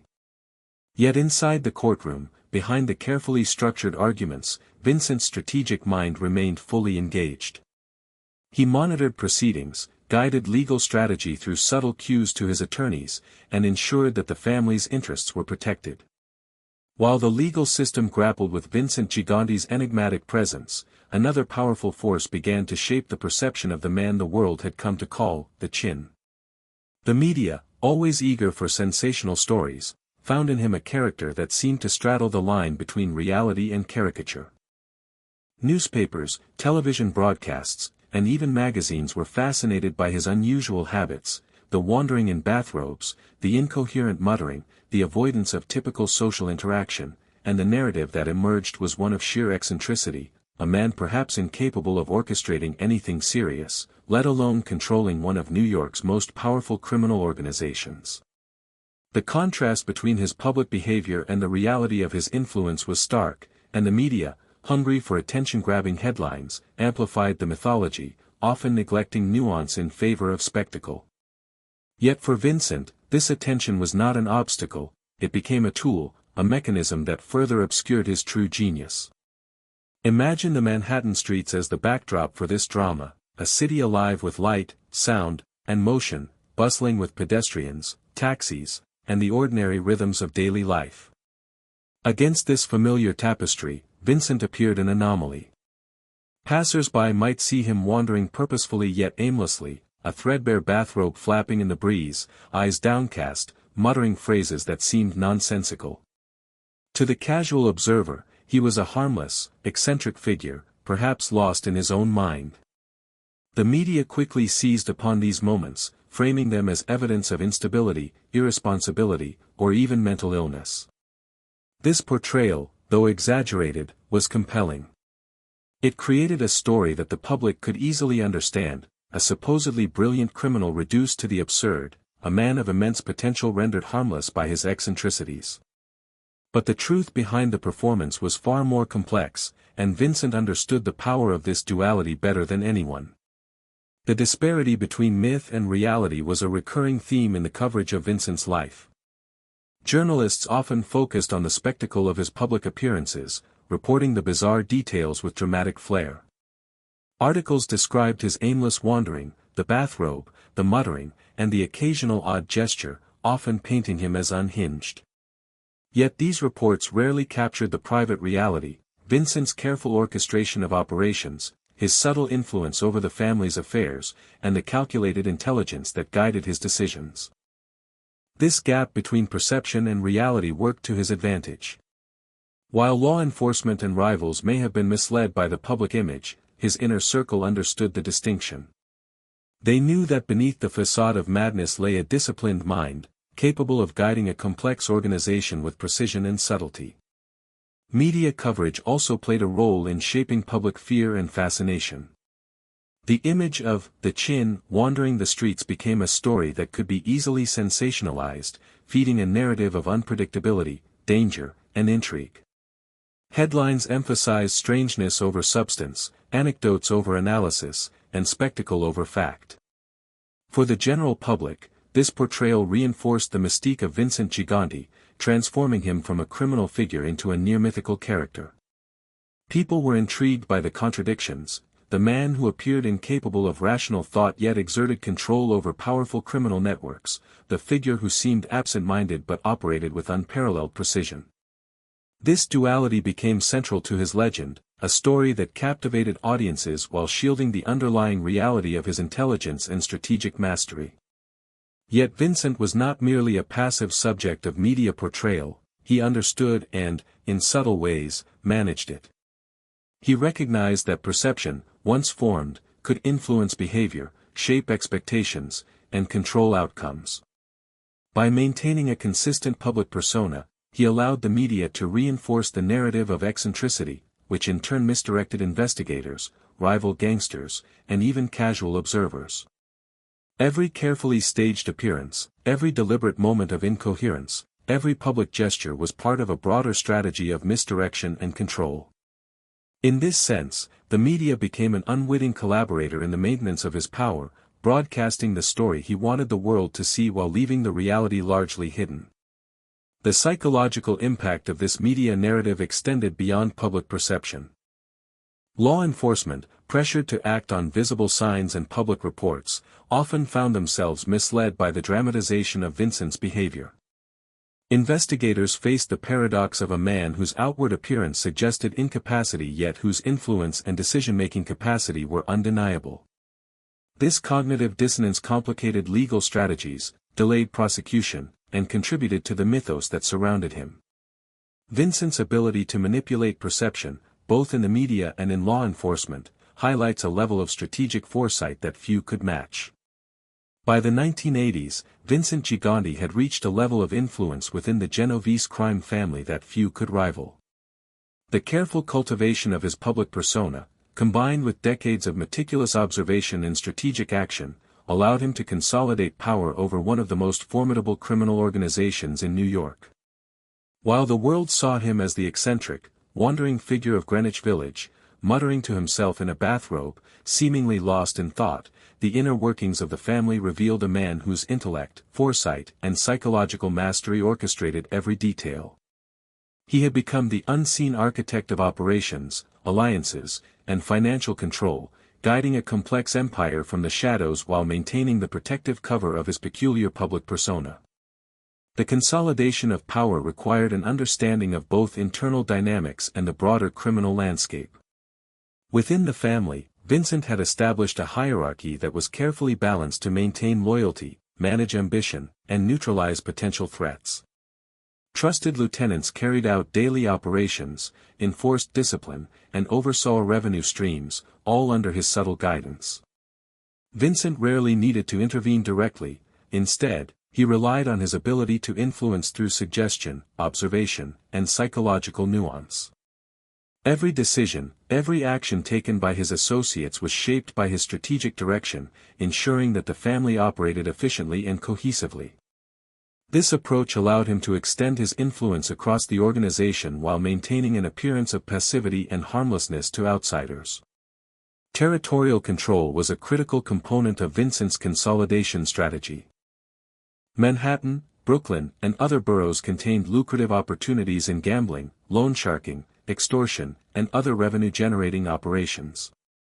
Vincent carefully assessed these areas, identifying zones of influence, potential conflict, and opportunities for expansion. He deployed trusted associates to maintain control, monitor rivals, and manage operations, all while remaining largely invisible. By blending observation with strategic action, he ensured that the family's dominance was both sustainable and adaptable. The careful calibration of power, combined with his ability to remain underestimated, allowed him to consolidate territory without provoking unnecessary confrontation or drawing attention from law enforcement. Financial control was equally important. Vincent understood that the stability and growth of the family depended on the careful management of income streams, investments, and resource allocation. He oversaw financial operations indirectly, ensuring that funds were managed efficiently, transparently within the organization, and strategically allocated to support both operations and influence building. This meticulous attention to financial detail provided the family with the resources necessary to maintain loyalty, execute operations, and respond to threats, all while safeguarding his personal and operational security. By managing these resources through intermediaries and trusted associates, Vincent could maintain control without direct exposure, reinforcing both his authority and the perception of his eccentricity. Alliances and relationships played a critical role in consolidating power. Vincent carefully cultivated relationships with other crime families, influential figures, and key intermediaries, balancing collaboration with strategic independence. He understood that power was not only about dominance but about the ability to navigate complex social networks, anticipate moves, and influence outcomes without overt confrontation. Through subtle negotiation, selective intervention, and psychological insight, he created alliances that enhanced the family's stability, extended its reach, and minimized conflict.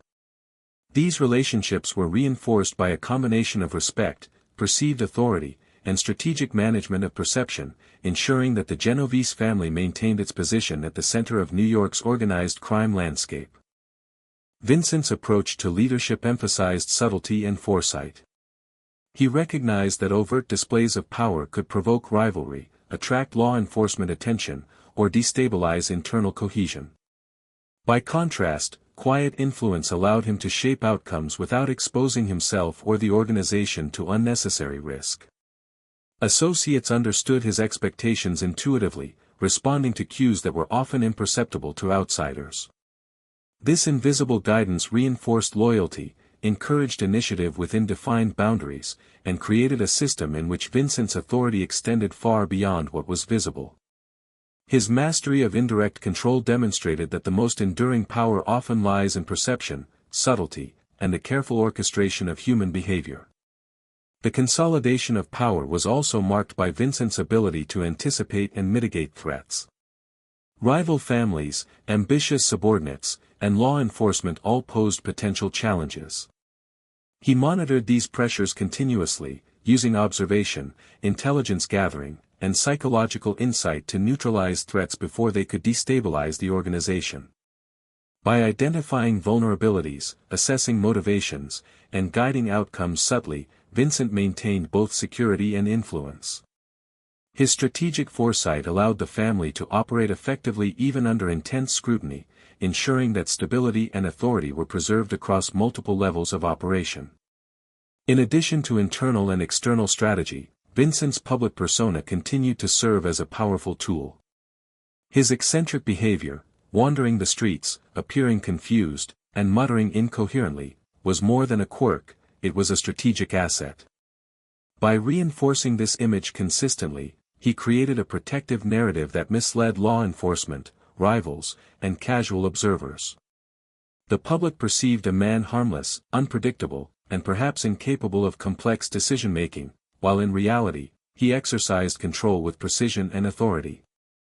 This duality allowed Vincent to consolidate power in a manner few could detect or challenge, demonstrating the extraordinary effectiveness of psychological strategy in leadership.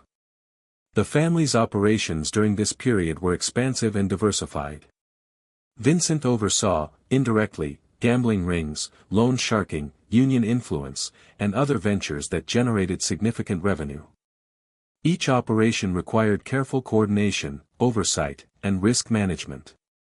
Vincent's method was always the same: maintain authority through indirect influence, ensure loyalty through observation and subtle reinforcement, and guide outcomes without exposing himself unnecessarily. The result was an organization that operated efficiently, responded to challenges effectively, and generated both financial stability and strategic influence across the city.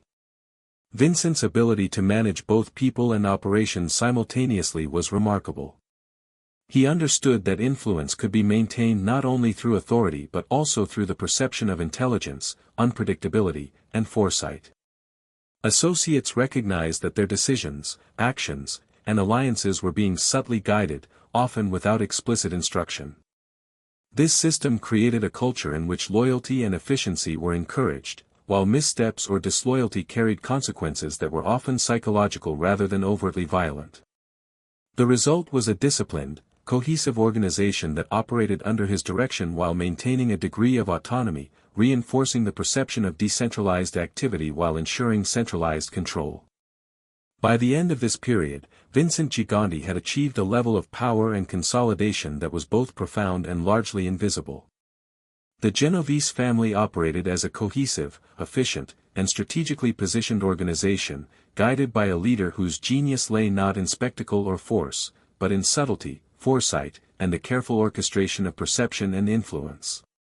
His ability to combine public eccentricity with private authority created a system of control that was resilient, adaptable, and difficult to challenge. The streets, the hidden rooms, and the intricate network of alliances and operations all reflected the skillful hand of a man who had transformed decades of observation, patience, and strategic thinking into a powerful and enduring criminal empire. And so, as the city lights flickered across Manhattan, illuminating the streets and alleyways Vincent navigated daily, the quiet mastery of the chin remained firmly in place. Each gesture, each decision, and each carefully guided operation reinforced his authority, extended his influence, and maintained the cohesion of the family he led. The duality of his existence, eccentricity in public, brilliance in private, allowed him to consolidate power while avoiding unnecessary attention, ensuring that his leadership remained both effective and enigmatic. In the stillness of the city night, Vincent's careful orchestration of alliances, territory, and resources solidified his position at the apex of one of the most powerful criminal organizations in New York, a testament to the enduring power of subtlety, strategy, and a quiet mastery of perception. By the late 1980s and into the 1990s, Vincent Gigante had reached the zenith of his influence within the Genovese crime family. His authority was unchallenged, his decisions guided with precision, and his reputation, both feared and revered, had permeated every corner of organized crime in New York. The duality of his existence, the wandering, muttering figure of Greenwich Village and the strategic mastermind behind closed doors, had become a carefully calibrated instrument of power. His eccentric public persona not only shielded him from legal scrutiny but also instilled a sense of invincibility within the family and uncertainty among rivals.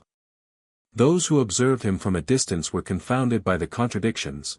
The absurdity of his public behavior contrasted starkly with the evidence of his influence and control. This paradox became a defining characteristic of his peak years, a period during which his mastery of perception, psychology, and strategy reached its fullest expression. In the public eye, Vincent continued his carefully orchestrated performance. Walking the fog-laden streets in a threadbare bathrobe, muttering seemingly nonsensical phrases, and avoiding direct interaction, he appeared harmless, even pitiable. These appearances were consistent and deliberate, reinforcing a narrative that deceived law enforcement, journalists, and even rival gangsters. Passers-by would see a man lost in his own world, unaware of the bustling city around him. To the casual observer, he could not possibly wield the power necessary to control an empire of organized crime. Yet those within his inner circle understood the truth. The facade was a tool, meticulously maintained, and every action, no matter how absurd it appeared, served a strategic purpose. The streets, his public stages, and the ever-watchful eyes of observers became integral to his mastery of perception. The family, meanwhile, operated with remarkable cohesion and efficiency. Vincent's trusted lieutenants managed day-to-day operations, executed orders, and resolved disputes, all under his subtle guidance. Internal conflicts were rare, as his reputation for intelligence, unpredictability, and omnipresent oversight maintained both respect and caution. Associates knew that missteps or disloyalty would be noticed, and consequences, though often indirect, were inevitable. This careful orchestration of influence allowed the family to expand its operations and maintain dominance across multiple sectors of organized crime without exposing Vincent directly to risk. In essence, he had created a system of leadership that combined autonomy with accountability, where every action aligned with strategic objectives and reinforced his authority. At this peak, Vincent's understanding of human behavior became particularly evident. He anticipated the ambitions, fears, and actions of both allies and rivals with extraordinary accuracy. Subtle signals, gestures, pauses, even the tone of a conversation, were enough for him to gauge intentions and respond effectively.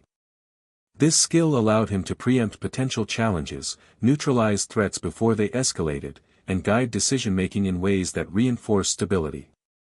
His ability to predict human behavior was not limited to members of the family. it extended to rival families, law enforcement, and even journalists. By controlling perception and guiding actions indirectly, he maintained an operational advantage that few could counter. Rival factions approached interactions with a mixture of caution and uncertainty. Vincent's reputation for unpredictability, amplified by his eccentric public behavior, created hesitation and doubt. Rivals never knew whether his apparent weakness was genuine or a deliberate strategy, and this ambiguity discouraged direct confrontation. The perception of unpredictability, combined with his strategic foresight, made him a figure both feared and respected. Many rivals chose avoidance or negotiation over confrontation, recognizing that the consequences of misjudging him could be severe, even if not immediately visible. In this way, his peak influence extended beyond direct control of his own family, shaping the broader ecosystem of organized crime in New York. Financially, the family thrived under Vincent's guidance. Revenue streams from gambling, loan sharking, union influence, and other enterprises were managed through trusted intermediaries and carefully structured systems. This allowed for operational efficiency, financial security, and strategic investment without exposing Vincent to unnecessary scrutiny. He understood the importance of wealth not merely as a resource but as a tool for influence, loyalty, and stability. Control of finances allowed him to reward allies, incentivize compliance, and reinforce authority throughout the organization. Even while maintaining his eccentric public persona, Vincent's oversight ensured that operations remained profitable, secure, and strategically aligned with long-term objectives. At the peak of his power, Vincent also displayed extraordinary skill in managing perception both internally and externally. Within the family, his reputation for intelligence, patience, and unpredictability maintained respect and reinforced loyalty. Associates understood that even seemingly minor actions were subject to subtle guidance and oversight. Externally, his public eccentricity created a protective veil that misled law enforcement, rivals, and the general public. This dual approach to perception allowed him to operate with remarkable freedom, making decisions and orchestrating operations with minimal interference or risk of exposure. The balance between visibility and invisibility, between myth and reality, was at its most refined during this period. Even in moments of apparent inactivity, Vincent's influence was profound. His decisions, guidance, and oversight reached across the city, shaping the behavior of associates and the actions of rival families alike. Minor disputes were resolved before escalating, operations continued without disruption, and strategic initiatives advanced according to long-term plans. The effectiveness of this approach lay in its subtlety.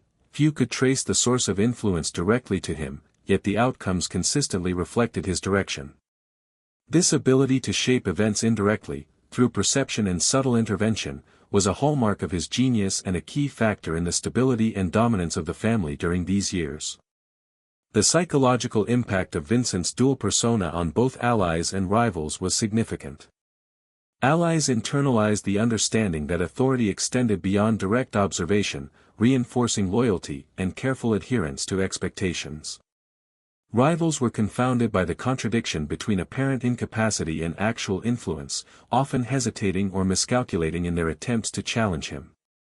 Law enforcement faced a similar dilemma, struggling to reconcile the outwardly eccentric figure with the patterns of organized influence and control. In each case, Vincent's mastery of perception amplified his authority and created a buffer of security that allowed him to operate effectively even under intense scrutiny. During these peak years, Vincent's mastery of timing became particularly evident.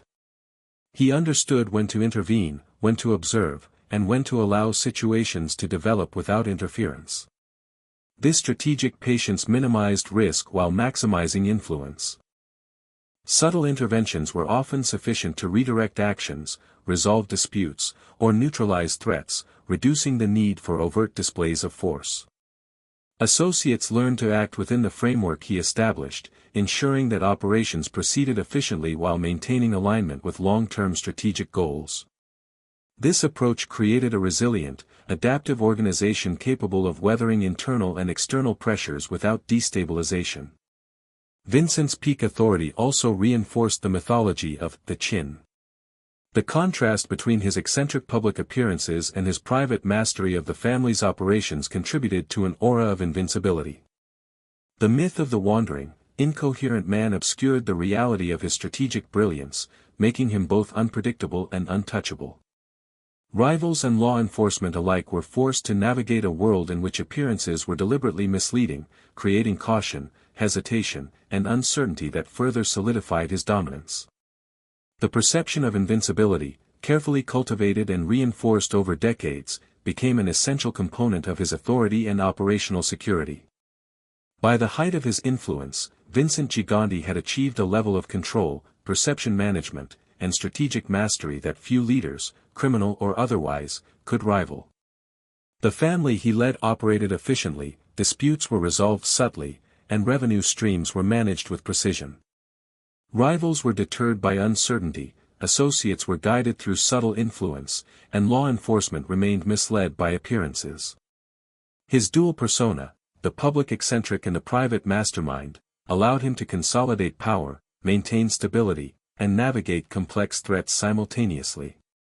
In every respect, Vincent had created a system of leadership that combined patience, perception, strategy, and psychology in a way that ensured both operational success and personal security. And so, as night fell over the streets of Manhattan, the city that had witnessed his rise and maintained the myth of his eccentricity, Vincent, the Gigante continued his careful walks. Each movement, each public gesture, each silent observation reinforced the perception, the authority, and the invincibility that defined his peak years. He had mastered the art of influence, controlling outcomes without direct confrontation, shaping perception without overt force, and maintaining stability in a world defined by volatility. In this quiet mastery, Vincent embodied the paradox that had made him legendary, outwardly absurd, yet inwardly brilliant, both feared and underestimated, an invisible architect of power whose reach extended far beyond what the eyes could perceive. As the 1990s unfolded, Vincent Gigante's life and operations entered a new, heightened phase of both scrutiny and myth. Law enforcement had grown increasingly sophisticated, using wiretaps, undercover operations, and informants to piece together the activities of organized crime families. For most mob figures, this level of attention would have been dangerous, potentially career-ending or even life-threatening. Yet Vincent, with decades of practice in managing perception, influence, and human behavior, faced these pressures with a calm, almost meditative precision. His public persona, carefully cultivated over decades, now served as a nearly impenetrable shield, confusing law enforcement, the media, and even his own enemies. He had become the living embodiment of a paradox, highly influential and meticulously strategic, yet publicly perceived as eccentric, harmless, and mentally unstable. Every day, as he wandered the streets of Greenwich Village in his bathrobe, muttering to himself, people could see only the surface of what was happening beneath. Pedestrians, neighbors, and casual observers assumed that he was simply an old man lost in his own mind. Yet for those paying closer attention, law enforcement officers, rival mobsters, or his own associates, the public performance was a carefully maintained layer of strategy, a camouflage that allowed him to maintain operational freedom while avoiding legal exposure. This duality was not accidental, it was the result of decades of observation, experimentation, and meticulous refinement. Each public gesture, each stroll, each muttered phrase was a calculated element in a narrative designed to protect, mislead, and manipulate perception. Vincent's mastery of timing and consistency was particularly evident during this period. He understood that even minor inconsistencies could expose him to legal risk or invite miscalculation by rivals. Therefore, every appearance in public was carefully staged, yet seemingly spontaneous. The pattern was deliberate, wandering aimlessly in the streets, avoiding direct contact, speaking in low, often nonsensical phrases, and creating an impression of cognitive decline. Observers who did not know the full context interpreted these behaviors as evidence of mental instability, while Vincent used the same walks to observe the movements of associates, assess rival activity, and gather intelligence. In essence, every moment of eccentricity was simultaneously performance and operation, blending illusion with strategic oversight. Legal pressures intensified during this decade. Federal prosecutors had built complex cases attempting to link Vincent directly to organized crime activities. They focused on the family's operations, financial transactions, and organizational influence, hoping to undermine his carefully constructed shield of eccentricity. However, the consistency and credibility of his public persona created a significant obstacle. Defense strategies leaned heavily on the narrative of mental incapacity, supported by decades of public behavior, expert testimony, and anecdotal evidence. The courtroom became an extension of Vincent's long-standing performance, outwardly incoherent, yet privately alert and strategically aware. Every testimony, every cross-examination, every interaction in court was subtly influenced by his preparation and understanding of human psychology. The genius of Vincent's approach lay in the interplay between visibility and invisibility. To the public and law enforcement, he appeared chaotic, disoriented, and unpredictable. Within the family and among trusted associates, he remained the calm, calculating orchestrator of decisions, strategy, and enforcement. This duality created a buffer that allowed him to operate without exposure, while simultaneously maintaining influence and authority. Associates knew that his eccentricities were a protective shell, understanding the distinction between appearance and reality. Rivals hesitated, uncertain whether his behavior masked genius or vulnerability. Law enforcement struggled to reconcile evidence of influence with the apparent incapacity of the man in the bathrobe. This delicate balance of perception and reality was a tool as powerful as any weapon in the world of organized crime. During this period, Vincent's operational oversight remained meticulous. Despite legal pressures and surveillance, he continued to guide financial operations, oversee territorial management, and resolve internal disputes. Trusted lieutenants acted as extensions of his strategic will, executing orders, managing day-to-day activities, and maintaining loyalty. Internal cohesion remained strong, even under heightened scrutiny. The family functioned efficiently, with operations proceeding without major disruption. Vincent's indirect style of control, refined over decades, allowed him to influence outcomes without direct exposure, demonstrating the sophistication of his leadership and his understanding of human behavior. The media played an integral role in reinforcing Vincent's mythos during these years. Stories of his eccentric public behavior were widely circulated, often emphasizing the absurdity of his actions rather than the reality of his influence. This coverage, though sensationalized, worked to his advantage. Law enforcement and rivals were misled, the public perception of incapacity grew stronger, and Vincent gained an operational advantage through the manipulation of narrative alone. The interplay between public mythology and private reality became more pronounced, further insulating him from scrutiny and enhancing the perceived unpredictability of his character. Every headline, every anecdote, every passing observation of eccentricity contributed to a carefully cultivated shield. The psychological mastery evident during this period was extraordinary. Vincent understood that appearances could shape behavior, influence decisions, and create a buffer against direct confrontation.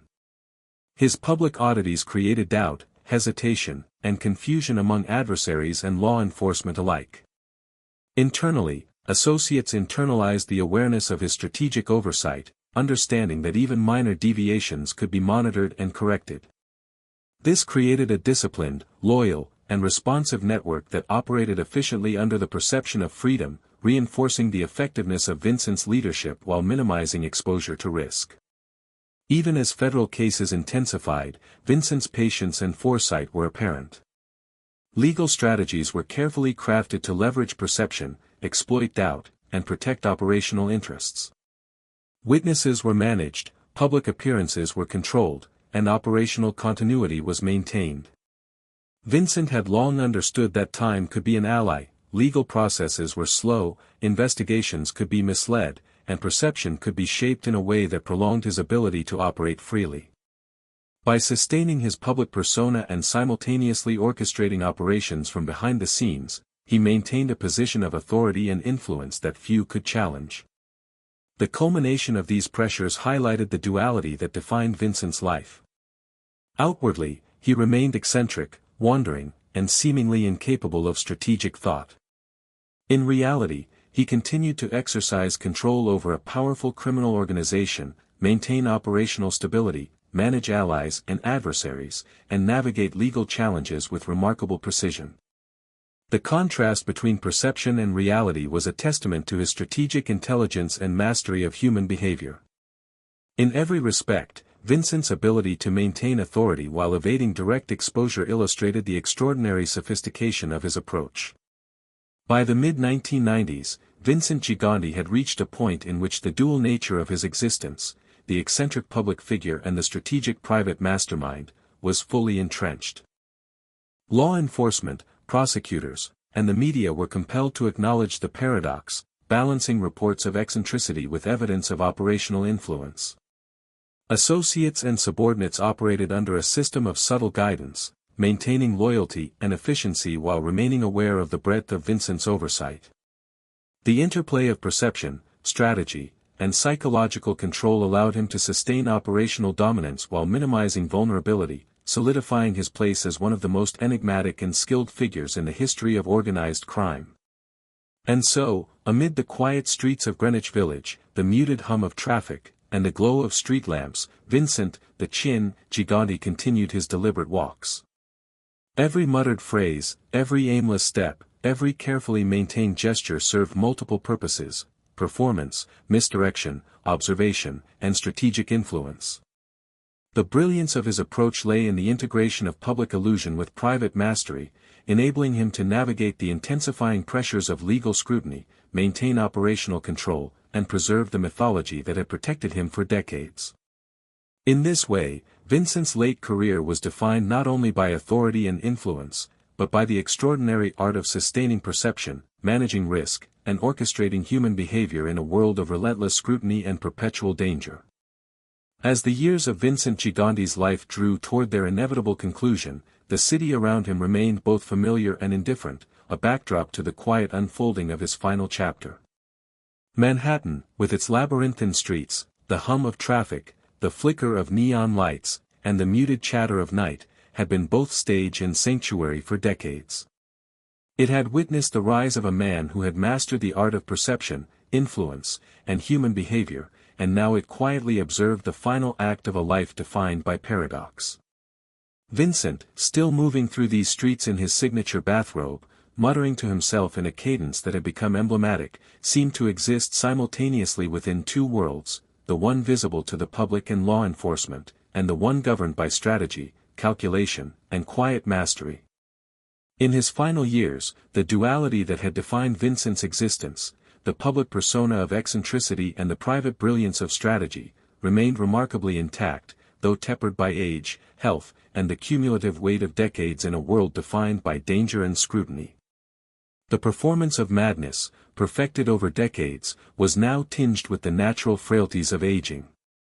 Movements were slower, pauses longer, gestures less precise, yet the purpose behind every public appearance remained deliberate. Even in decline, Vincent understood the power of perception, the utility of myth, and the psychological leverage provided by decades of carefully curated eccentricity. Observers saw only the surface, while those attuned to subtle cues recognized that the orchestration of influence, though now physically burdened, remained fundamentally unbroken. Legacy, in these final years, became a focus not only for himself but for the structures he had built. The Genovese family, once an empire he had guided with quiet precision, was now increasingly influenced by younger members, law enforcement pressure, and the inexorable march of time. Vincent's approach to this transition was consistent with a lifetime of careful foresight.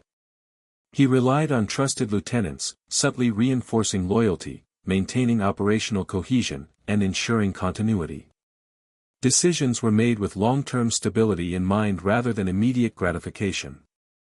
The same patience, observation, and psychological acuity that had allowed him to navigate threats, rivals, and legal scrutiny were now applied to securing the endurance of his organization and the continuity of influence long after he could actively intervene. One of the most remarkable aspects of Vincent's later years was the persistence of his strategic influence despite the erosion of physical presence. Even as infirmity limited his mobility, he continued to communicate through trusted intermediaries, imparting guidance, assessing developments, and subtly shaping outcomes. Meetings, once conducted in person, were now orchestrated through proxies, phone calls, or careful correspondence. Delegation, honed over decades as a tool for efficiency and security, now became essential for maintaining influence. The operational structures he had established, resilient and adaptable, allowed the family to function effectively, reflecting the foresight and meticulous planning that had defined his entire career. Public perception continued to play a critical role in Vincent's enduring authority. The mythology of the Chin, the eccentric, wandering figure, the seemingly incoherent man, remained deeply ingrained in the collective consciousness of Manhattan, law enforcement, and even media narratives. Journalists continued to report on his unusual behavior, neighbors spoke of his aimless strolls, and the world remained captivated by the contradiction between appearance and influence. This mythos, cultivated over decades, provided protection, deferred challenges, and reinforced psychological leverage. Rivals remained cautious, associates remained loyal, and law enforcement, despite years of observation, remained confounded by the interplay of perception and reality. In essence, Vincent's life had become a testament to the enduring power of narrative, reputation, and strategic performance. Even in private moments, reflection and contemplation played an essential role. Vincent, acutely aware of mortality, likely considered the full arc of his life, the early struggles in East Harlem, the rise through the ranks of the Genovese family, the mastery of perception and influence, the genius of the dual persona, and the accumulation of decades of power. These reflections were not marked by ostentation or regret, but by quiet acknowledgement of a life lived with precision, strategy, and careful attention to both human behavior and circumstance. The streets, the neighborhoods, and the hidden rooms where he had guided decisions and observed allies and rivals alike became repositories of memory, experience, and enduring lessons. In these moments, the man behind the myth, the strategist, observer, and master of influence, remained fully present. The eventual decline in influence, while subtle, was inevitable. Younger figures within the family, changing social dynamics, and the cumulative impact of legal pressures gradually altered the operational landscape. Yet even as active control waned, Vincent's legacy remained robust. The structures, habits, and psychological frameworks he had built ensured that the family continued to operate with a measure of stability and coherence. Authority, once exercised directly, now persisted indirectly, transmitted through reputation, historical influence, and the subtle cues embedded in decades of mentorship and observation. In this way, the final years of his life were less about direct control and more about sustaining the enduring systems of loyalty, perception, and operational efficiency he had created. Health issues increasingly shaped daily life, imposing limitations and redefining routines. Physical frailty slowed walks, reduced the ability to maintain extended observation, and required reliance on trusted intermediaries for operational oversight. Yet Vincent adapted with the same intelligence and foresight that had guided his entire career. Daily habits, long-standing routines, and strategic delegation allowed him to preserve influence, maintain security, and continue the careful orchestration of perception. Even in decline, the integration of mental acuity, strategic planning, and psychological insight ensured that he remained a figure of authority and myth, both feared and respected within the world he had helped shape. The enduring legend of the Chin is perhaps the most remarkable testament to Vincent's strategic brilliance. Publicly eccentric, seemingly incoherent, and often underestimated, he had created a persona that protected him from scrutiny, misled rivals, and shaped the perceptions of law enforcement and the media alike. Privately, he remained the orchestrator of complex operations, the strategist behind loyalty, territory, and financial control. The interplay between these two facets of existence, the myth and the reality, continued to function as a protective and enabling mechanism until the very end. This duality ensured that his influence, authority, and mystique persisted even as the inevitable effects of age and health became more pronounced. In the final chapters of his life, Vincent's story embodies the paradox of enduring power, visible eccentricity masking strategic mastery, apparent weakness concealing influence, and a public persona that both misdirected observers and protected the continuity of an empire. The streets of Manhattan, the neighborhoods of Greenwich Village, and the subtle networks of relationships and influence that he had cultivated for decades all became part of the enduring narrative of the Chin. Even as mortality asserted its inevitability, his mastery of perception, strategy, and human behavior ensured that his legacy remained intact, shaping not only the family he led but the mythology of organized crime itself. And so, in the quiet hours of the city that had witnessed his rise, observed his eccentricities, and served as the canvas for his genius, Vincent, the Chin, Gigante moved with deliberate steps. Each stroll, each muttered phrase, each subtle gesture reflected the culmination of a lifetime of strategy, observation, and psychological mastery. The paradox he had cultivated, a public figure perceived as incapable, a private mastermind commanding loyalty and influence, remained intact, defining both his final years and the enduring legend he would leave behind. In the soft glow of Manhattan streetlights, amid the whispers of the city and the faint rhythm of night, Vincent's life concluded as it had been lived, with quiet control, calculated perception, and the unyielding mastery of influence that had made him one of the most enigmatic and formidable figures in the history of organized crime.